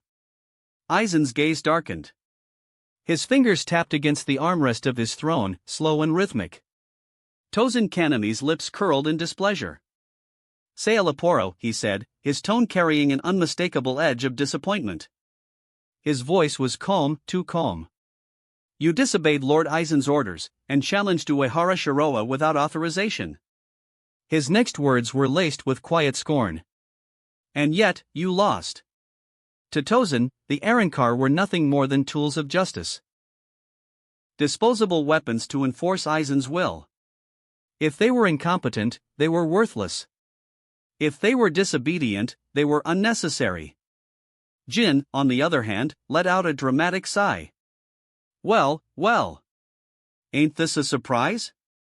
His voice carried its usual amusement, but his eyes gleamed with sharp mockery. Isn't this the strongest of the Espada? How in the world did you end up looking like this? He tilted his head, grinning as if enjoying the spectacle. Didn't you say a mere Shinigami was no match for an Arankar? His smirk widened, his next words dripping with venomous amusement. Could it be that Zero Espada ain't worthy of the title after all? Sailaparo ignored Tozen. He ignored Jin. He had only one person to answer to. With great effort, he forced himself to his knees, pressing his head to the cold floor before Aizen. His injuries ran deep. His internal organs had suffered devastating shock damage, even super-speed regeneration couldn't fully repair him. He was barely holding on, relying on layers of secret techniques to keep himself from collapsing completely. But he didn't dare move. Not until Aizen had spoken. Aizen's face remained unreadable. Sailaporo, he said softly. His tone was calm, almost gentle. But there was something sinister lurking beneath it. Why do you feel the need to apologize? Sailaporo froze. Aizen smiled slightly. If anything, I should be the one apologizing. A pause. Then, his voice turned cold. I did not expect you to be so thoroughly defeated. Sailaporo felt a shiver crawl up his spine. He understood the unspoken words. Aizen had no need for failures. If he had lost so completely, was there even a reason to keep him around? Desperation flashed across Sailaporo's face. His forehead pressed harder against the ground. I was careless, Lord Aizen. His voice trembled as he forced out the words. I only wished to prove my loyalty. I thought I could eliminate Uehara Shiroha for you. His body shook as he struggled to breathe. I underestimated him, and I brought disgrace upon your name. His head lowered further. I am unworthy of the Espada.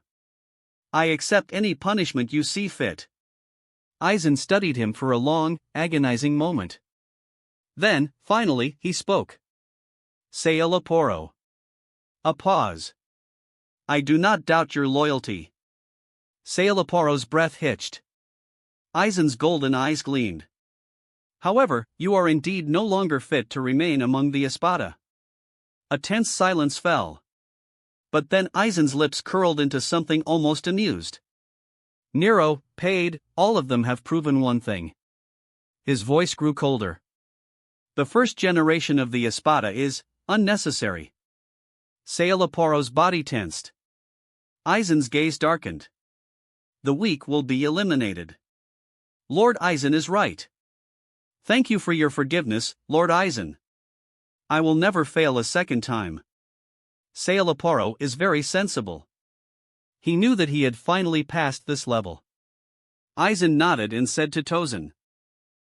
Yes, please take Sailaporo down for treatment first. Yes, Master Aizen.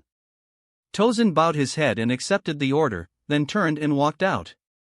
He knew how cruel and bloodthirsty these hollows were. With the state of Sailaporo, he might be killed by a sneak attack from that blind guy.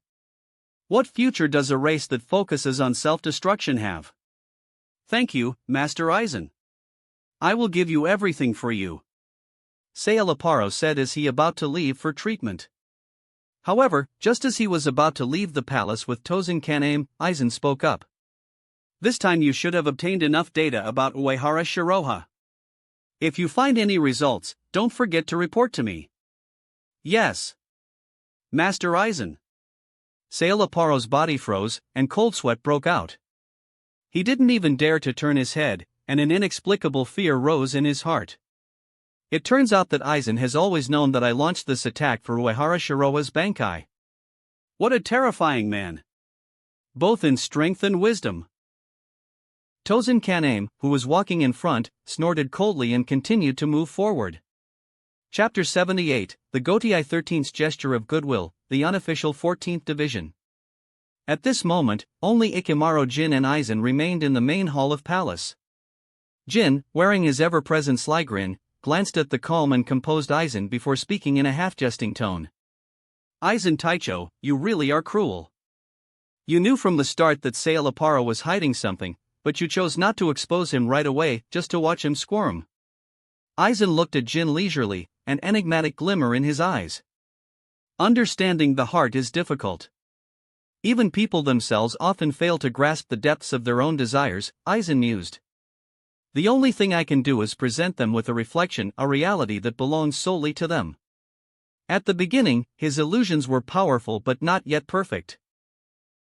But instead of settling for imperfection, he refined and fine-tuned them repeatedly, tailoring different versions of reality to each individual. In the end, whether it was the world within a person's heart or the world they perceived with their eyes, both ultimately fell under his control. Of course, Aizen Taicho's Kyokusu Uegetsu is flawless, without weakness, Jin remarked, his eyes narrowing slightly. But are we really going to allow my former classmate to continue growing unchecked? Defeating 3 Espados in a single battle, his strength is getting a bit terrifying. Uehara Shirowa's growth is indeed beyond expectations. Aizen's mind drifted to their first encounter. Back then, he had already sensed something special about the boy. However, he hadn't expected him to be this extraordinary, to have reached a level that was now nearly on par with his own. Jin's eyes flashed with a subtle, unreadable glint. That may be so, but Aizen Taicho seems rather pleased about it. Can you tell? Aizen's expression remained unreadable, giving nothing away. Ikemara Jin chuckled, his grin as fox-like as ever. Being considered a rival by Aizen Taicho. Shiroha sure is unfortunate. His words suggested that Aizen's intrigue stemmed from his amusement in toying with a promising prey. However, Jin understood better than anyone that Aizen was far more complex than that. Even he had only ever caught glimpses of the iceberg that was Aizen's true nature. Am I excited by my prey? Aizen murmured, his gaze shifting towards the direction Uehara Shiroha had left, his expression unreadable. After returning to the court army base, Uehara Shiroha was met with countless admiring gazes. The moment he stepped back into camp, the once unruly soldiers erupted in cheers. Having eliminated powerful enemies one after another, he had cemented his status among them not just as a leader, but as an idol.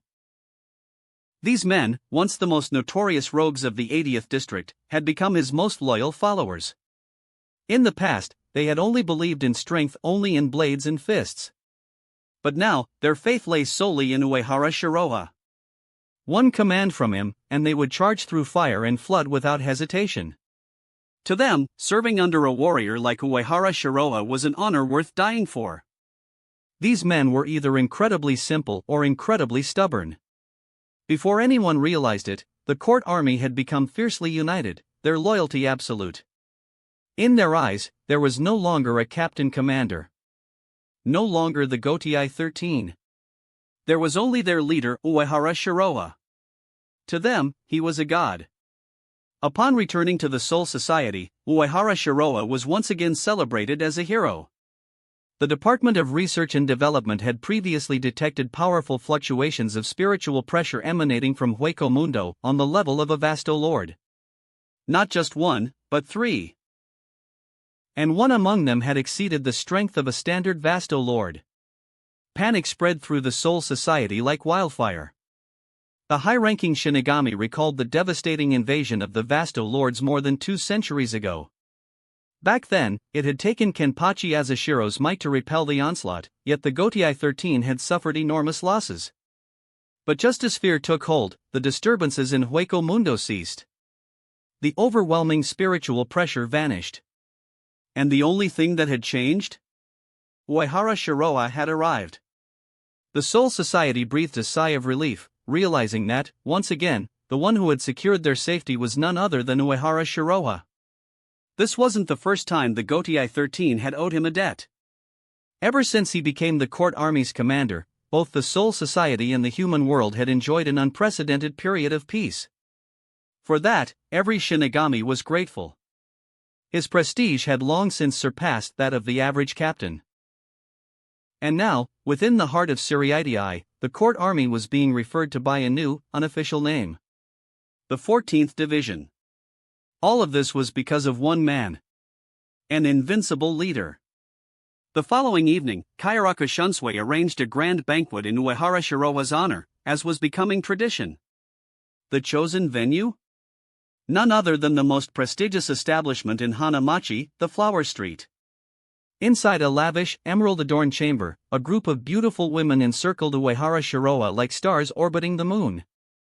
Everywhere he turned, there was elegance, laughter, and the intoxicating scent of expensive perfume.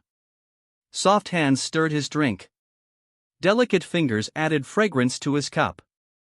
Silken garments rustled, and the faint sound of laughter filled the air. The evening was one of indulgence.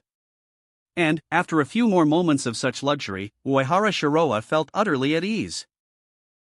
Among the women, several were geishas trained since childhood, their expertise evident as they offered massages, their skillful hands easing every ounce of tension from his muscles. They were professionals, after all. Their techniques were flawless. After enjoying the moment, Uehara Shiroa finally waved a hand, dismissing them with a casual, "You can go now." He had sensed Kayaraka Shuunsue's spiritual pressure approaching.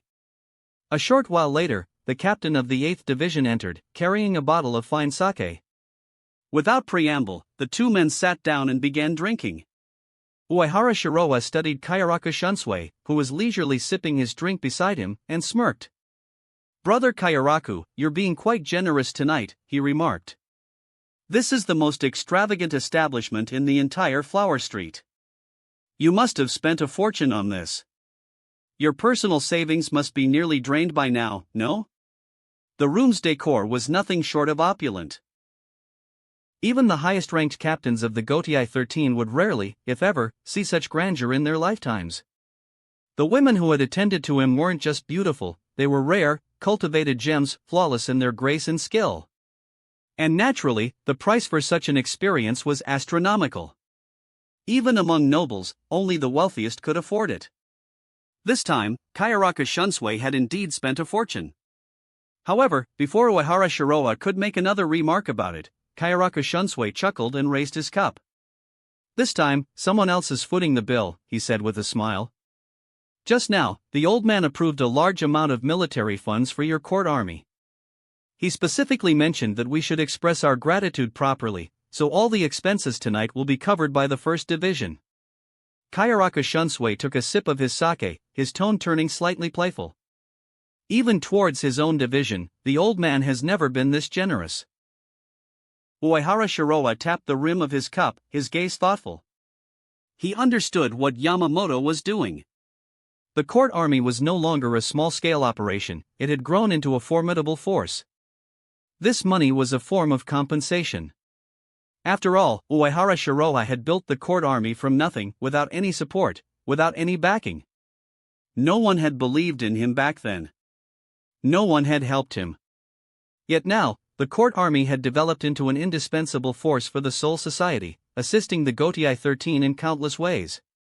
It was only natural for the Gotei 13 to show their appreciation. But more than that, this was a move with deeper implications.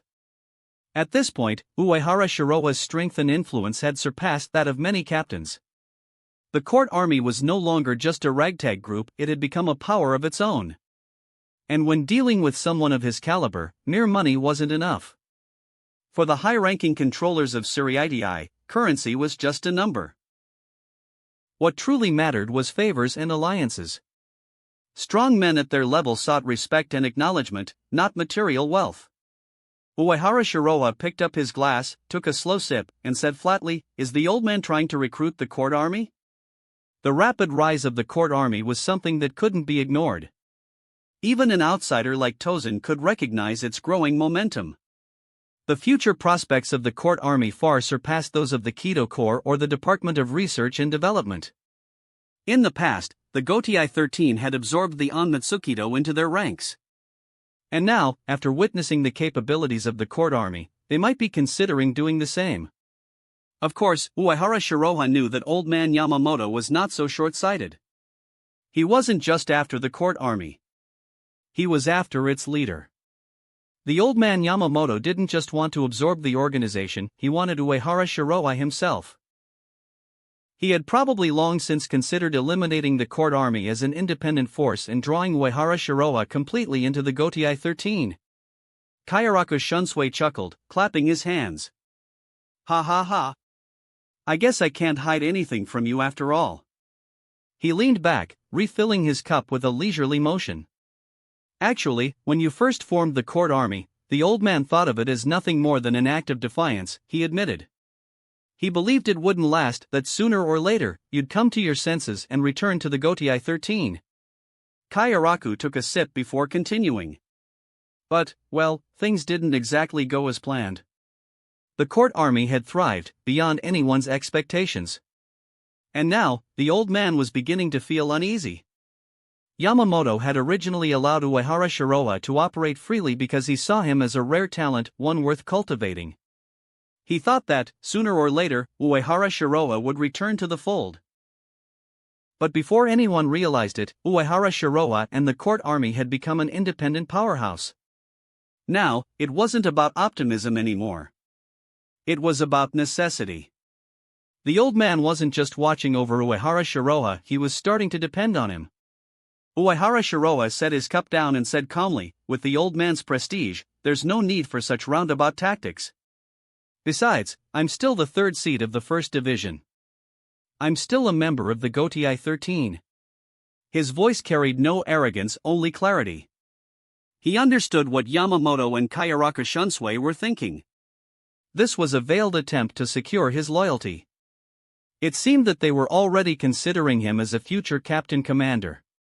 Before, this was just a faint idea, a possibility. But now? Now, it was becoming a real plan. Because at this point, his strength was getting out of their control. And those nobles? They would never feel at ease with someone like him. Kayaraku Shunsui lazily swirled the sake in his gourd before taking another sip. Honestly, he said, staying in the court army is probably better for you. He glanced at Uehara Shiroha meaningfully. The Gotii 13 is full of restrictions. Too many rules. And those damn nobles, they're a headache. Kayaraku sighed. He knew Uehara Shiroha well. No one liked having a chain around their neck. At his level, it was far better to lead on your own terms than to answer to people who didn't understand true power. This gesture from the Gotii 13 wasn't just about recruitment. It was also an acknowledgement of his status. If not for the rigid laws of the Soul Society, someone with Uehara Shiroha's strength and accomplishments would have already been placed above the Central 46. It was only because of these outdated traditions that his position hadn't been solidified yet. Which was why Kayaraku Shunsui was growing increasingly discontent with the Tsuneyushiro family and the Central 46. Uehara Shiroha smirked and raised his cup slightly. We'll see when the time comes. He knew that Kayaraku Shunsui was on his side. The nobles? They were just using him. Yamamoto's trust and respect for him were genuine, but it was all based on the assumption that he wouldn't cross certain lines. As long as he didn't break the Soul Society's rules, as long as he stayed within their system, they would support him. But the moment he stepped out of line? They wouldn't hesitate to turn against him. He understood these people's thoughts and ambitions all too well. But he didn't care. He would play along. He would use their system, just as they were trying to use him. The Tsuneyoshiro family? Their future was already sealed. Just as they had once destroyed others for their own gain, they would eventually meet the same fate. Chapter 79. In the months that followed, the Gotii 13 and the court army deepened their cooperation. With official backing, the court army cemented its position. At this point, its size rivaled even the Onmitsukido, becoming a force that could not be ignored. But even with this newfound alliance, Uehara Shiroha was unbothered by the possibility of interference from the nobles or the Gotii 13. Because the secrets of the court army? They were hidden in Rukongai and Hueco Mundo. And neither the nobles nor the Gotii 13 truly understood the value of those places. Beyond everything else, the true core of the court army wasn't its bases, soldiers, or growing influence, it was him. Uehara Shiroha. Without him at the helm, the court army would crumble before it could even take shape. He was the foundation, the reason why this force had risen to power. And with the task system and numerous trump cards at his disposal, he remained completely unshaken. He had control. While his actions had caused waves across all three realms, sometimes even shifting the balance of power, he remained calm, like the eye of a hurricane. But not everyone shared his confidence. He could sit still. They could not. The first to come knocking was Shihoin Yoruchi. Once again, they arranged a meeting in the underground hot springs beneath the Siriidii. As always, their sparring session preceded any discussion. This time, Uehara Shiroa agreed to a limited match only using Shunpa, Flash Step, and Hakuta hand-to-hand combat. Even with these limitations, he remained unshaken. With observation haki in his omnipotent barrier, he could effortlessly match any millennium-old captain in direct combat. If he unleashed his second-stage Bankai, combined with the power of the Mind Gem, he could defeat transcendent-level opponents with ease. So, naturally, he didn't take this fight too seriously. But this time, Yoruchi was confident. This time, she had a new trick up her sleeve. As the battle heated up, their rapid movements caused the underground chamber to tremble. In a burst of spiritual energy, Yoruchi's clothes at her back suddenly tore apart, revealing a concentrated surge of Ryatsu erupting from her shoulders. It was like she had sprouted phantom wings of raw power. She had suffered too many humiliations at Uehara Shiroa's hands. So, she had trained hard.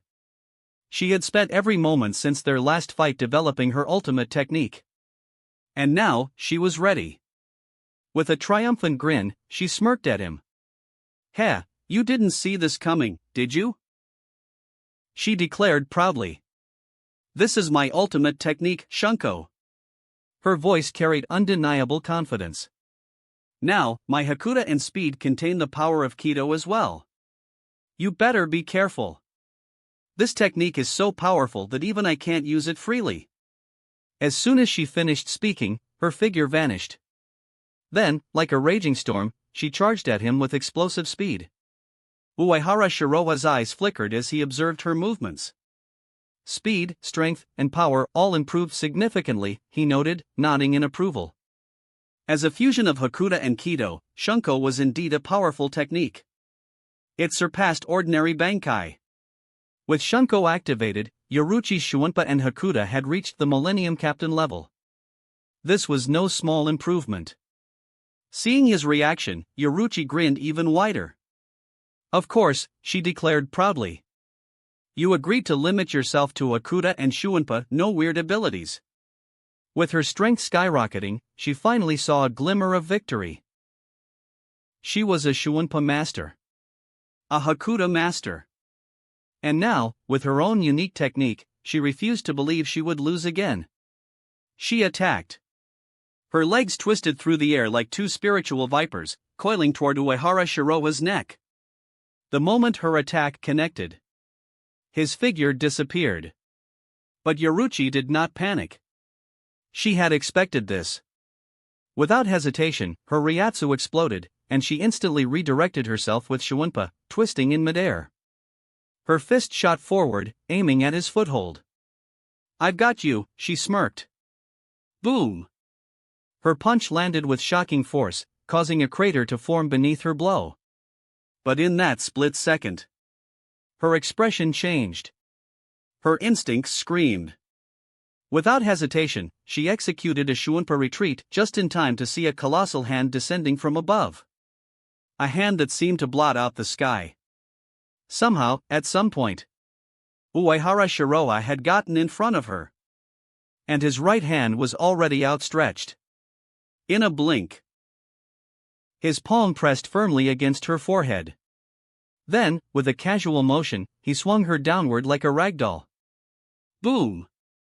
The impact shook the underground chamber. Like a meteor, she was slammed into the ground with terrifying force. But this was Yoruchi. The moment her back touched the floor, she vanished, her Shunpa kicking in at the last second. And just in time. Because right where she had been, Uehara Shiroa descended like a god. The instant his foot touched the ground. Boom! An explosion of spiritual energy erupted. The entire underground chamber trembled. The ground split apart, revealing a massive gorge-like fissure. A deep, gaping wound carved into the earth. From a distance, Yoruchi stared at the destruction, her golden pupils shrinking slightly. If she had been a fraction of a second slower, she would have been split in half. But more than that, she realized something terrifying. He had held back. Even after activating Shunko, her Shuunpa and Hakuta were still far inferior to him. Even now, he had seen through her every move. Just how far had he improved? Before, his Hakuta, Shuunpa, and perception abilities weren't this overwhelming. But now? Now, only he could achieve such terrifying progress at such an absurd speed. Yoruchi clenched her fists, her body still trembling slightly from the adrenaline of the fight. She didn't doubt her own strength, she was still among the top-tier captains. But Uehara Shiroha? He was on another level. And what was even more terrifying? He wasn't even trying. This time, Yoruchi didn't rush into another attack. Instead, she simply stood there, staring at the man in front of her. And in that moment, she understood. The difference between them wasn't just strength. It was control. It was absolute dominance. He wasn't just stronger. He was untouchable. And the scariest part? He hadn't even shown his full power yet. In the heat of battle, Uehara Shiroha launched another kick, forcing Shihoin Yoruchi to retreat with everything she had. For someone who had poured all her effort into developing a powerful new technique, it was almost comical that she ended up using it just to run for her life. But Uehara Shiroha was having the time of his life. Fighting a strong opponent was exhilarating. There was no need to hold back too much, and it provided valuable combat experience that helped refine his skills. And fighting a wildcat like Yoruchi? That was even more fun. While Uehara Shiroha was enjoying himself, Yoruchi was not. She had activated Shunko, her ultimate technique, yet she couldn't even touch the hem of his clothes. When he attacked, she was barely hanging on, dodging for dear life. The gap between them was too much.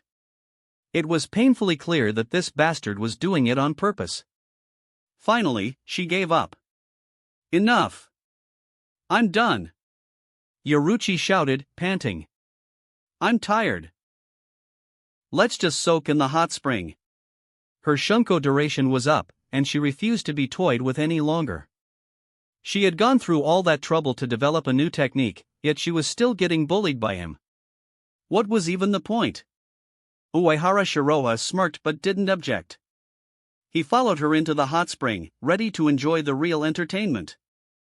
The underground base and hot spring had undergone major renovations. Uehara Shiroha had reinforced the barrier protections, enhancing both its concealment and security. The hot spring's healing properties had been greatly improved, and its appearance was now more luxurious and aesthetically refined. The moment she slipped into the steamy waters, Yoruchi let out a long sigh of satisfaction. With her long purple hair loose, partially wet from the steam, she looked completely at ease. She stretched lazily, her toned, slender figure on full display. It was a visual feast that Uehara Shiroha greatly appreciated. So, Yoruchi suddenly said, teasing him by lightly nudging him with her foot, "When are you going to deal with Aizen?" To be honest, Yoruchi had initially gotten close to Shiroha for strategic reasons. Back then, she simply didn't want to be surrounded by enemies on all sides. But what she hadn't expected, what no one had expected, was how quickly he would rise to power. In the blink of an eye, this man had grown into a colossus. He had gone from a talented rogue to an untouchable force. It was frightening. Uehara Shiroha didn't answer immediately. Instead, he grabbed the foot that had been nudging him and began to toy with it, slowly examining it with interest. When faced with a sugar-coated bullet, his usual approach was to enjoy the sugar coating and discard the bullet. Yoruchi's expression twitched. This bastard was just taking advantage of the situation. She glared at him but, out of habit, still leaned in closer, pressing her warm, toned body against him. 2 hours passed. Once her mind had cleared, Yoruchi brought up the same topic again. "Aizen," she said seriously. "You and I should work together to take him down." Over the years, both she and Urahara Kasuke had spent an insane amount of time trying to figure out Aizen's weaknesses. And yet, they had found nothing. Which led her to one conclusion. A devil can only be defeated by another devil. Uehara Shiroha was the only one mysterious enough, powerful enough, to counter Aizen. But no matter what tactic she used, soft persuasion, hard threats, nothing worked. This man was utterly unmoved. She had fought him multiple times and lost every time. She had tried to get on his good side, but he never let her gain the upper hand. It was infuriating. And yet, as he sat there, soaking in the warm spring water, his expression unreadable, Yoruchi could only sigh in frustration. Uehara Shiroha, she muttered, are you really this heartless? He ignored her. Instead, he seemed entirely focused on the water, as if expecting to see a flower bloom within its ripples. Her eye twitched. At the same time, she raised her hands, flexing her cat claws, ready to attack. Don't rush, Uehara Shiroha finally spoke, stopping her before she could strike. He stretched lazily and said, you should know by now Aizen isn't easy to deal with. He smirked slightly. And besides, he continued, an enemy today might not necessarily be an enemy tomorrow. Yoruchi froze. Her golden eyes widened slightly. You? She hesitated. You're still thinking about working with Aizen? The very idea was insane. Have you forgotten how dangerous he is? She demanded. He's not someone you can trust. You shouldn't cooperate with him, not even for a second. She had seen too many people fall for Aizen's lies. Even people as intelligent and well-prepared as herself and Urahara had been played for fools. There was no bigger threat than Aizen Sasuke. And yet, Shiroha wasn't concerned at all. Aizen's wisdom, patience, and ruthlessness were beyond imagination. Even without his terrifying strength and unbreakable illusions, his sharp intellect alone was enough to turn the Soul Society into a battlefield soaked in blood. Yoruchi understood this well. She had fought many brilliant strategists in her time, but Aizen? He was different. Even without Kyokusuajetsu, he could manipulate and control people like they were pieces on a chessboard. She knew she couldn't beat him. And she certainly didn't want Shiroha working with him. She didn't care about revenge. She didn't care about the Soul Society's interests. But one thing was certain, Aizen Sasuke was not to be trusted. The man was too cunning, too dangerous. Shiroha, however, remained unreadable. I have a feeling things are going to get turbulent soon, he mused. When that happens, we'll need Aizen's power. He smirked. Maybe he'll even help us save the world. Yoruchi's golden eyes widened. What? She stared at him, her expression filled with disbelief. Of all the nonsense Uehara Shiroha had said before, this was on a whole new level. Aizen? Saving the world? The same Aizen who wanted to destroy it? The very thought made her head hurt. Of course, Uehara Shiroha knew exactly what he was talking about. During the 1,000-year blood war, if Aizen hadn't intervened, not only would the Gotei 13 have fallen, but all three realms would have been wiped out. Aizen was the necessary evil. A tool that could be used. And as for the perfect Hogyoku? That could only be obtained through Aizen. Yoruchi's face twitched as she tried to process his words. The future is too far away, she muttered, shaking her head. I don't care about any of that. I just want to defeat Aizen now and live a peaceful life. Saving the world? That had nothing to do with her. She was tired of all this chaos. Uehara Shiroha raised an eyebrow, his gaze full of suspicion. Peaceful life? Was this woman even listening to herself? That would be a waste of your talent, he remarked dryly. Women always say one thing and mean another. With Yoruchi's nature, there was no way she could actually live a peaceful life. If anyone fit the carefree vagabond lifestyle, it was her. The ones who truly longed for peaceful days were people like Matsumoto Ranjika, the kind who seemed playful on the surface, but deep down, they just wanted a quiet life. But Yoruchi? She was too wild for that. And maybe that's why he got along so well with her. She didn't care how many women he had. She didn't cling to him like some noble princess. She was free-spirited, playful, and strong. A perfect lover.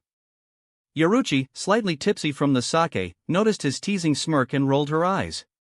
She kicked at him with a playful rabbit kick. Uehara Shiroa easily caught her slender, toned leg, his grip firm as he chuckled. "It seems you still haven't learned your lesson," he mused, a mischievous glint in his eyes. Yoruchi smirked. "And what are you gonna do about it?" She fought back, and just like that, the sparring match continued until dawn. By the time the first rays of sunlight peeked through the hidden chamber, the hot spring had become even hotter.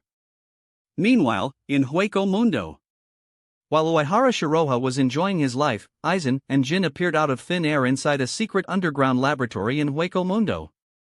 As soon as he sensed Aizen's spiritual pressure, Tozen rushed forward and reported immediately. "Master Aizen," he said with thinly veiled excitement, "the experiment was a success. We have successfully created a new type of hollow, based on a Shinigami's soul." Aizen's gaze swept over the laboratory. Rows of glass petri dishes lined the walls, each filled with grotesque experimental subjects. But among them, one stood out. This hollow was different. It was covered in black armor, with only its mask, hair, and hollow hole appearing bone-white. Its arms were razor-sharp blades. Its curved horns jutted from its skull like a demon's crown.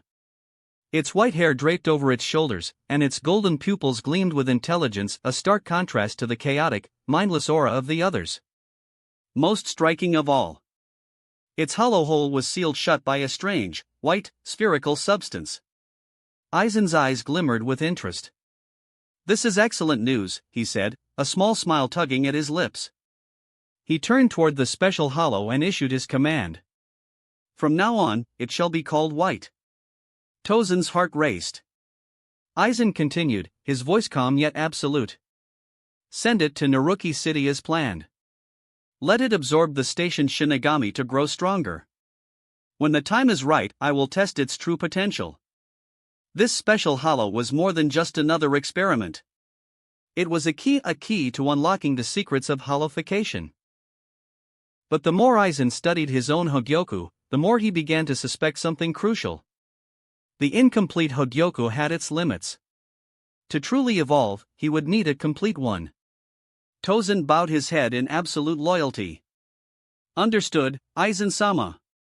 His excitement was evident. The Hogyoku was the key to his own goals as well. They were getting closer. Much closer. Jin leaned slightly, watching Aizen with his usual fox-like grin. "Aizen Taicho," he said lazily, "our control over the real world isn't as strong." "You sure there won't be any issues?" Naruki City might not be a spiritually rich place like Karakura Town, but it was still under surveillance. Once White started attacking Shinigami, there was no way to keep it hidden forever. Aizen, however, remained unconcerned. "I will ensure that the right people notice White," he said simply. Ikemaru Jin chuckled. "Should we take care of Uehara Shiroha?" he asked, his voice deceptively light. "He knows too much." Aizen's calm gaze flickered. "Uehara Shiroha is a perfect experimental subject," he admitted. "But we know too little about him." A shadow of something dangerous flickered in Aizen's eyes. "Let's perfect our plan first," he said. "Then, we'll see just how far he can go." Time passed. Half a year later, Uehara Shiroha sat comfortably in the court army's base in Karakura Town. This was just one of his footholds in the real world. It is usually managed by Mishabane. As the captain commander of the court army, Uehara Shiroha had worked tirelessly for the Soul Society. He had taken on countless responsibilities, fought battles, secured victories, and strengthened the very foundations of their world. So, was it really too much for him to have a beautiful woman in a golden house? Of course not. And the best part? The funds for this luxurious base and the World Crossing Gate all came from the generous sponsorship of Tsunayoshiro Tokunada. That man no longer had a use anyway. As Uehara Shiroha slowly stripped away all that Tokunada once controlled, the latter could only watch in frustration, his teeth grinding, his lungs burning with rage. But that was all he could do, be angry. Nothing more. Uehara Shiroha didn't care about the dying thoughts of a defeated man. They were irrelevant. However, there was one thing he did care about. Mishabane aura. She had potential. She had loyalty. She was a perfect tool, one that needed to be sharpened. With the right training, Uehara Shiroha was confident that he could shape her heart to beat for him alone. But for now, he wasn't in a hurry. He had time. Of course, when it came to exercise and stress relief, he preferred exchanging techniques and harmonious communication with Yoruchi, Matsumoto Ranjaku, and several other courtesans. Ripe peaches were the most tempting, plump, juicy, and full of sweetness. But if he wanted to experience the joy of cultivation, then Mishabane was the perfect candidate. Inside the court army base, a young girl stood before him. She had short blue hair and large black eyes, their clarity untouched by the corruption of the world. Right now, she was staring at him blankly, her expression almost robotic, as if awaiting orders. Delicate. Beautiful. But lacking a heart of her own. And yet, even this was a massive improvement from when Uehara Shiroha first found her. At least now, her eyes no longer held confusion or lifelessness. Shiroha nodded. Let's begin. Mishabane didn't hesitate. The moment she received the command, her body melted into spiritual particles, vanishing instantly. Her ability had matured, becoming faster, more refined, more powerful. And in the next instant, she reappeared in front of him, her hands moving in a swift, practiced motion. Countless streaks of spiritual energy burst forth. As they reached Uehara Shiroha, they shifted form, transforming into shimmering blades that rained down upon him like a storm of steel. For a moment, it was as if thousands of arrows had been fired at once. Faster, Uehara Shiroha said flatly, standing completely still. He didn't even bother dodging. This was nothing but a warm-up. A mere display, one that couldn't even scratch his defenses. Sure enough, the moment the glowing blades touched his body, they shattered. It was as if they had collided with an indestructible barrier. Mishabane tilted her head, visibly puzzled. She had exceptional perception, but even she couldn't understand what had just happened. What exactly was stopping her attacks? She couldn't see it.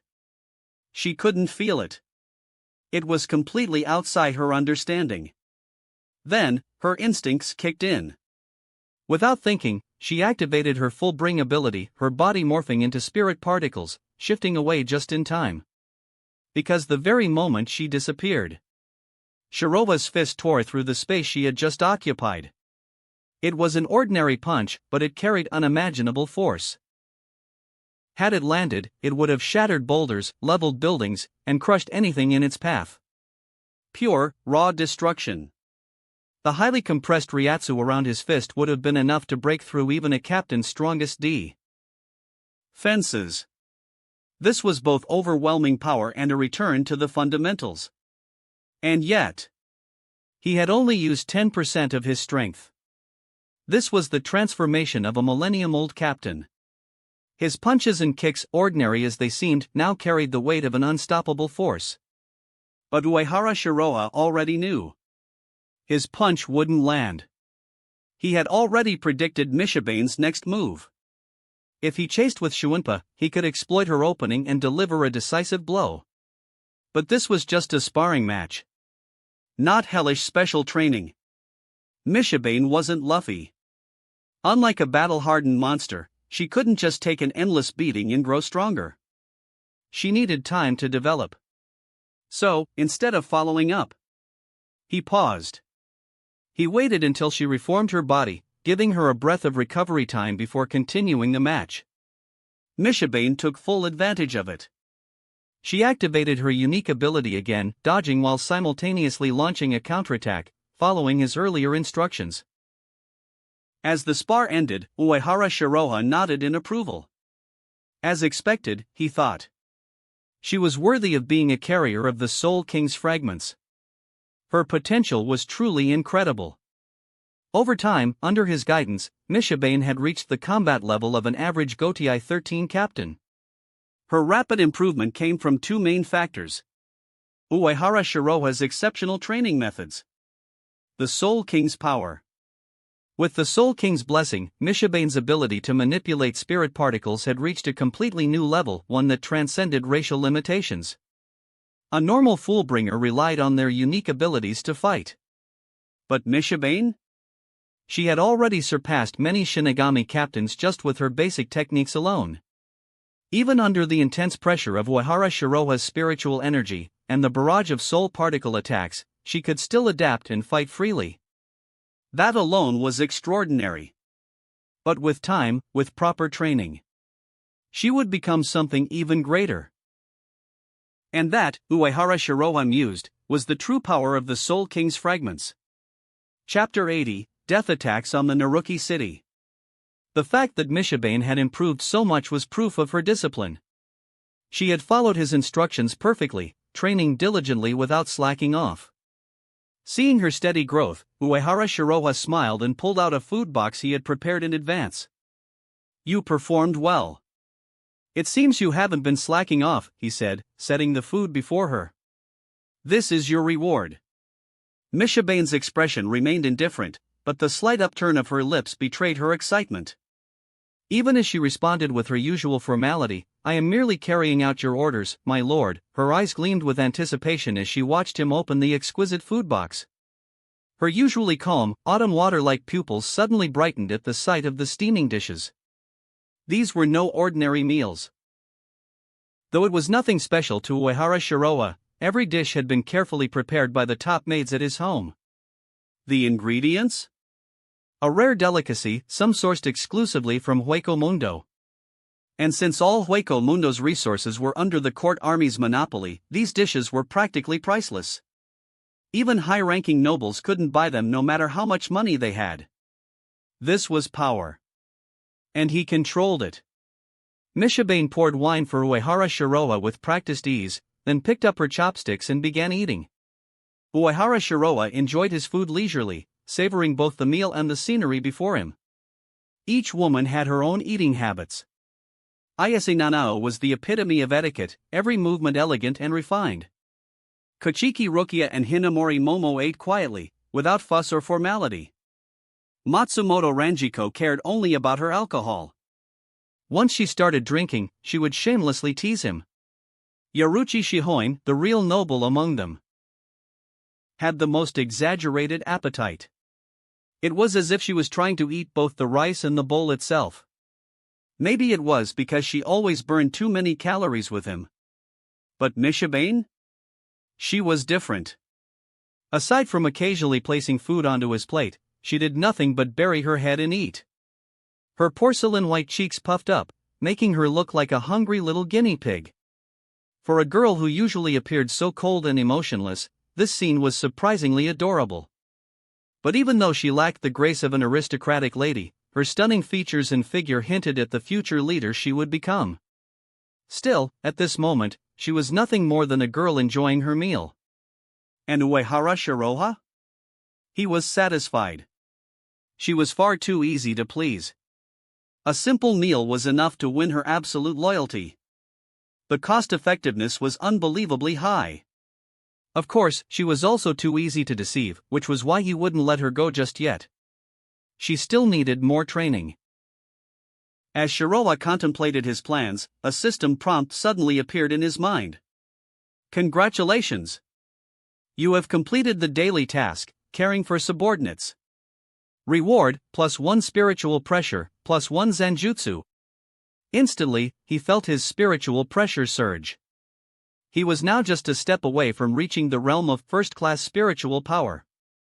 His Zanjutsu, already at Millennium Captain level, continued progressing towards a peak unreachable by most Shinigami. But of course, thanks to his system, such limits meant nothing to him. Every attribute point was equivalent to 10 days of dedicated training. And unlike ordinary practice, this boosted strength directly, unaffected by bottlenecks or side effects. Now, as his power reached Millennium Captain level, each attribute point became even more effective, equivalent to 10 years of hard training for a normal death god. Most Millennium Captain Shinigami could train for a month and still gain less power than a single attribute point. And Uehara Shiroha? He could gain these while simply enjoying life. Strength through relaxation. power without effort. It was a life of absolute comfort. Meanwhile, in the 10th Division's barracks. Inside the 10th Division's dormitory, Captain Shiba Ishin was beaming with pride as he praised Hitsugaya Toshiro. "Toshiro is really reliable," he said with a laugh. "He completed all the paperwork by himself." He grinned, extending his hands for a high five. Toshiro, however, simply stared at him, unimpressed. Standing nearby, Matsumoto Ranjiko smirked as she chimed in. "Captain, if you keep being lazy, Toshiro's going to be permanently stunted. The stress will stop him from ever growing taller." She laughed mischievously, fully aware that as vice captain, she was technically supposed to help with the workload. But did she? Of course not. She barely had enough time for drinking, so how could she possibly have time for work? If she had free time, she'd much rather spend it having fun with Shiroha. Shiba Ishin laughed loudly, brushing off Ranjiko's remark. It's fine. Toshiro is so capable, I don't even have to worry. He could take over as captain right now, and we'd be just fine." "Hold on a second." Ranjiku protested dramatically, crossing her arms. "If you ever get fired for being too lazy, then shouldn't I, as the vice captain, be the next in line?" Of course, she wasn't seriously interested in the position. Without achieving Bankai, she wasn't qualified to be captain anyway. She was only teasing, lightening the mood in the barracks. Hitsugaya Toshiro spoke with unshakable seriousness. "I am already well acquainted with the responsibilities of a captain, and I have fully mastered my Bankai. Even if I take over the position right now, there would be no issue." His voice was steady, carrying a confidence that wasn't there before. The existence of Shiroha had profoundly influenced the Shinigami of the Gotei 13. Seeing someone so powerful, so untouchable, had broadened their horizons, igniting a fighting spirit that made the ranks of the Gotei 13 more competitive than ever. Unfortunately, that motivation didn't seem to extend to Shiba Ishin or Matsumoto Ranjiko, the masters of slacking off. Toshiro may have looked like an elementary school student, but he was by far the most reliable person in the room. Shiba Ishin chuckled. "Toshiro is really amazing," he said with a grin. Ranjiku, however, merely curled her lips, thinking to herself. What's so great about being a captain? If that guy hadn't refused, she would have transferred to the court army ages ago. Wouldn't it be so much better if she could just spend her days having fun with him? She really didn't understand why Uehara Shiroha had turned her down. Could it be he already had a new lover? No. Considering his legendary romantic history, it wasn't a question of whether he had a new lover, it was a question of how many. She sighed internally. The man could probably fill entire volumes of books just documenting his romantic escapades. After some casual banter, Toshiro's expression turned serious again. "Captain, do you remember Naruki City?" he asked. Shiba Ishin's eyes sharpened slightly at the name. 2 months ago, a station Shinigami was killed there, Toshiro reminded him. In the human world, every city had a Shinigami guardian, a station officer tasked with maintaining the balance and purging any hollow threats. Shiba Ishin nodded, his usual carefree demeanor shifting into something more serious. "I remember. Naruki City is a mid-sized town, located near Karakura Town," he mused. In truth, outside of spiritually significant places like Karakura Town, Station Shinigami rarely encountered any real danger. But accidents could happen. The tragic incident in Naruki City had been one such case. It was rare, but not impossible. Perhaps the station officer had simply been unlucky. As he pondered the situation, Toshiro pulled out a freshly printed report. "This is the latest intelligence," he stated, placing it in front of Ishin. "Last month, 2 more Shinigami were killed, also in Naruki City." Shiba Ishin's expression hardened. He grabbed the report and scanned it quickly, his eyes locking onto the names of the deceased officers. A slow burn of anger rose within him. However, he remained calm. Within moments, he had already made his decision. Without a second thought, he turned on his heel and walked out briskly. "I have something to take care of," he called over his shoulder. "I might not be back until the day after tomorrow." I'm leaving tomorrow's work to you. His tone was casual, almost too relaxed. But both Toshiro and Ranjiko could hear the firm resolve hidden beneath his words. Matsumoto Ranjiku frowned. Is it really okay for the captain to go alone? She asked, concern creeping into her voice. For 3 station Shinigami to have vanished without a trace, the enemy had to be far from ordinary. Even Jillian-class Minos wouldn't have been able to wipe them out so cleanly. This is exactly why the captain is going alone, Toshiro murmured, lowering his head slightly. If we were stronger, he wouldn't have to shoulder everything himself. He clenched his fists. At this moment, Hitsugaya Toshiro wanted strength more than anything. If only he were as strong as Uehara Shiroha. Meanwhile, in Karakura town. As night fell, Uehara Shiroha and Mishibane walked through the quiet streets of Karakura town. Or rather, he walked ahead, and she followed closely behind. She never questioned their destination. She didn't ask why they were here or what they were doing. She simply followed Uehara Shiroha's footsteps without hesitation. Of course, with her beautiful features and exquisite figure, she naturally attracted many lingering gazes. But no one noticed Uehara Shiroha beside her. His presence was too refined, too elusive, as if he existed outside their perception. It's going to rain. Feeling a shift in the atmosphere, Shiroha suddenly spoke. A heavy sense of oppression filled the air, laced with an undercurrent of murderous intent. He glanced up at the crescent moon. A dark cloud was slowly drifting across the sky, preparing to consume the moon's light.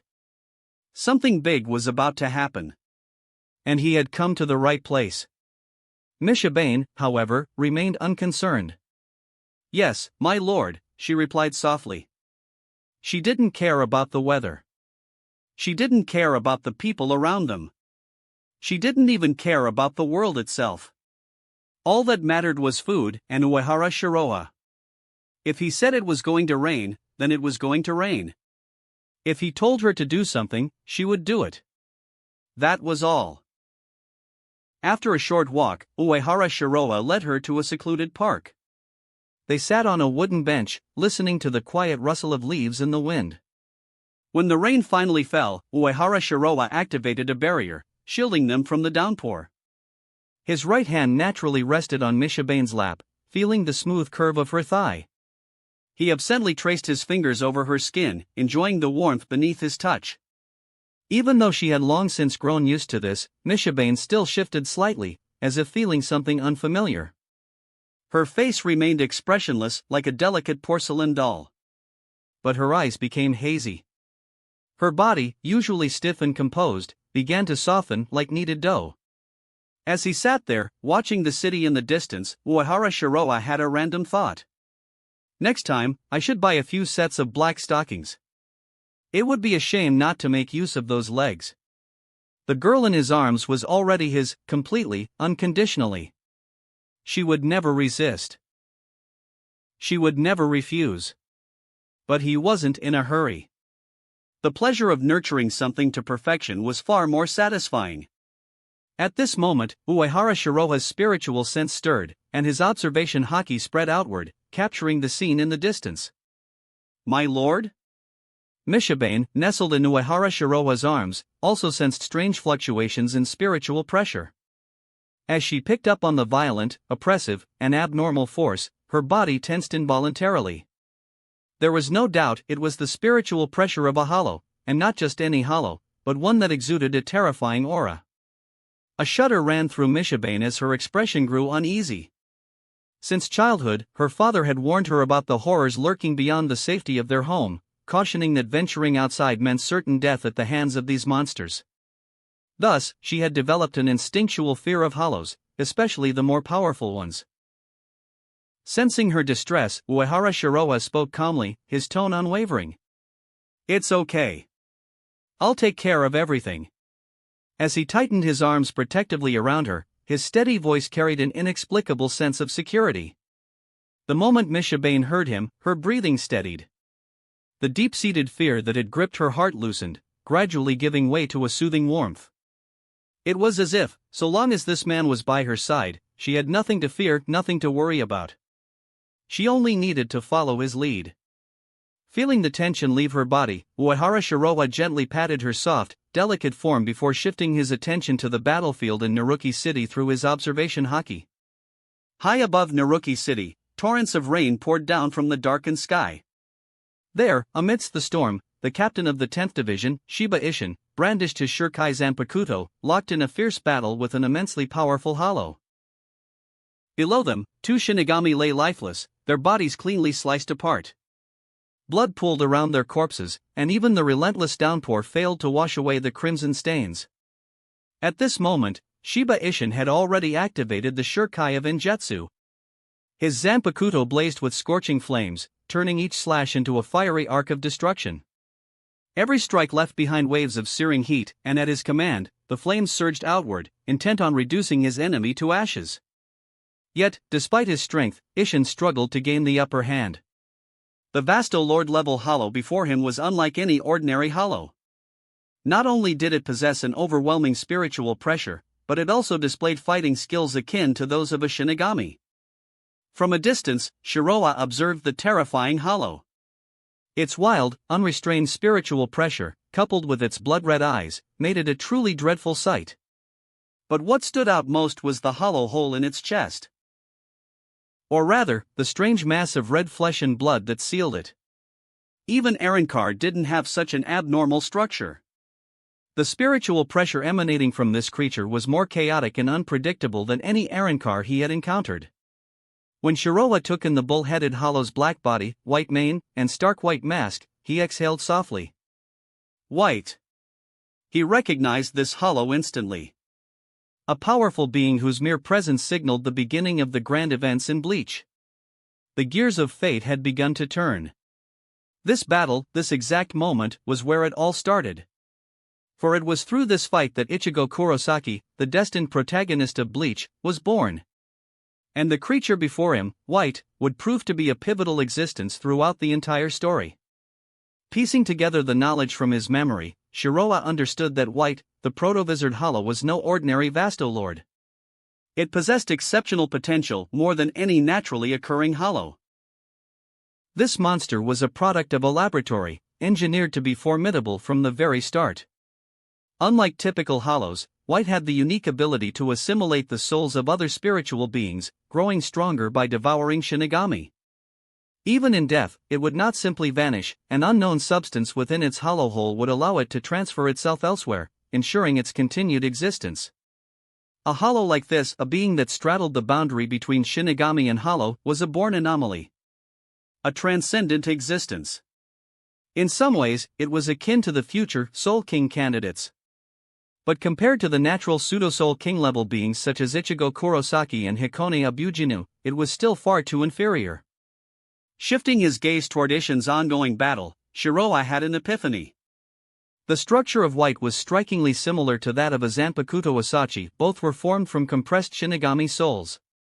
Could this be part of Aizen's backup plan? The man had always sought an alternate method to evolution, one that did not rely on the complete Hogyoku. If the Hogyoku in Urahara Kisuke's possession ever failed or was lost, Aizen would still have another way forward. This path was certainly viable, and the results spoke for themselves. After all, without White, there would be no Ichigo Kurosaki. It was the catalyst for Ichigo's very existence, the reason he became a hybrid of three races and the strongest being in the three realms. His bloodline was even more mixed than that of the Soul King, making him the true protagonist of this world. Uehara Shiroa, possessing knowledge of the future, knew exactly how things would unfold. In the end, Aizen would still attain the complete Hogyoku, evolving into the great moth he always envisioned himself becoming. It was almost ironic. A treasure of such magnitude, wasted in the hands of men who failed to grasp its true worth. That wraps up this part of What If Transmigrated in Bleach World. Thanks so much for listening. As always, new parts drop every 4 days, so be sure to stay tuned. Also check out my Patreon channel for early releases of all the series, where you can find all the series released one day ahead of YouTube. If you enjoyed the video, don't forget to like, subscribe, share it with your friends, and please consider supporting the original author as well.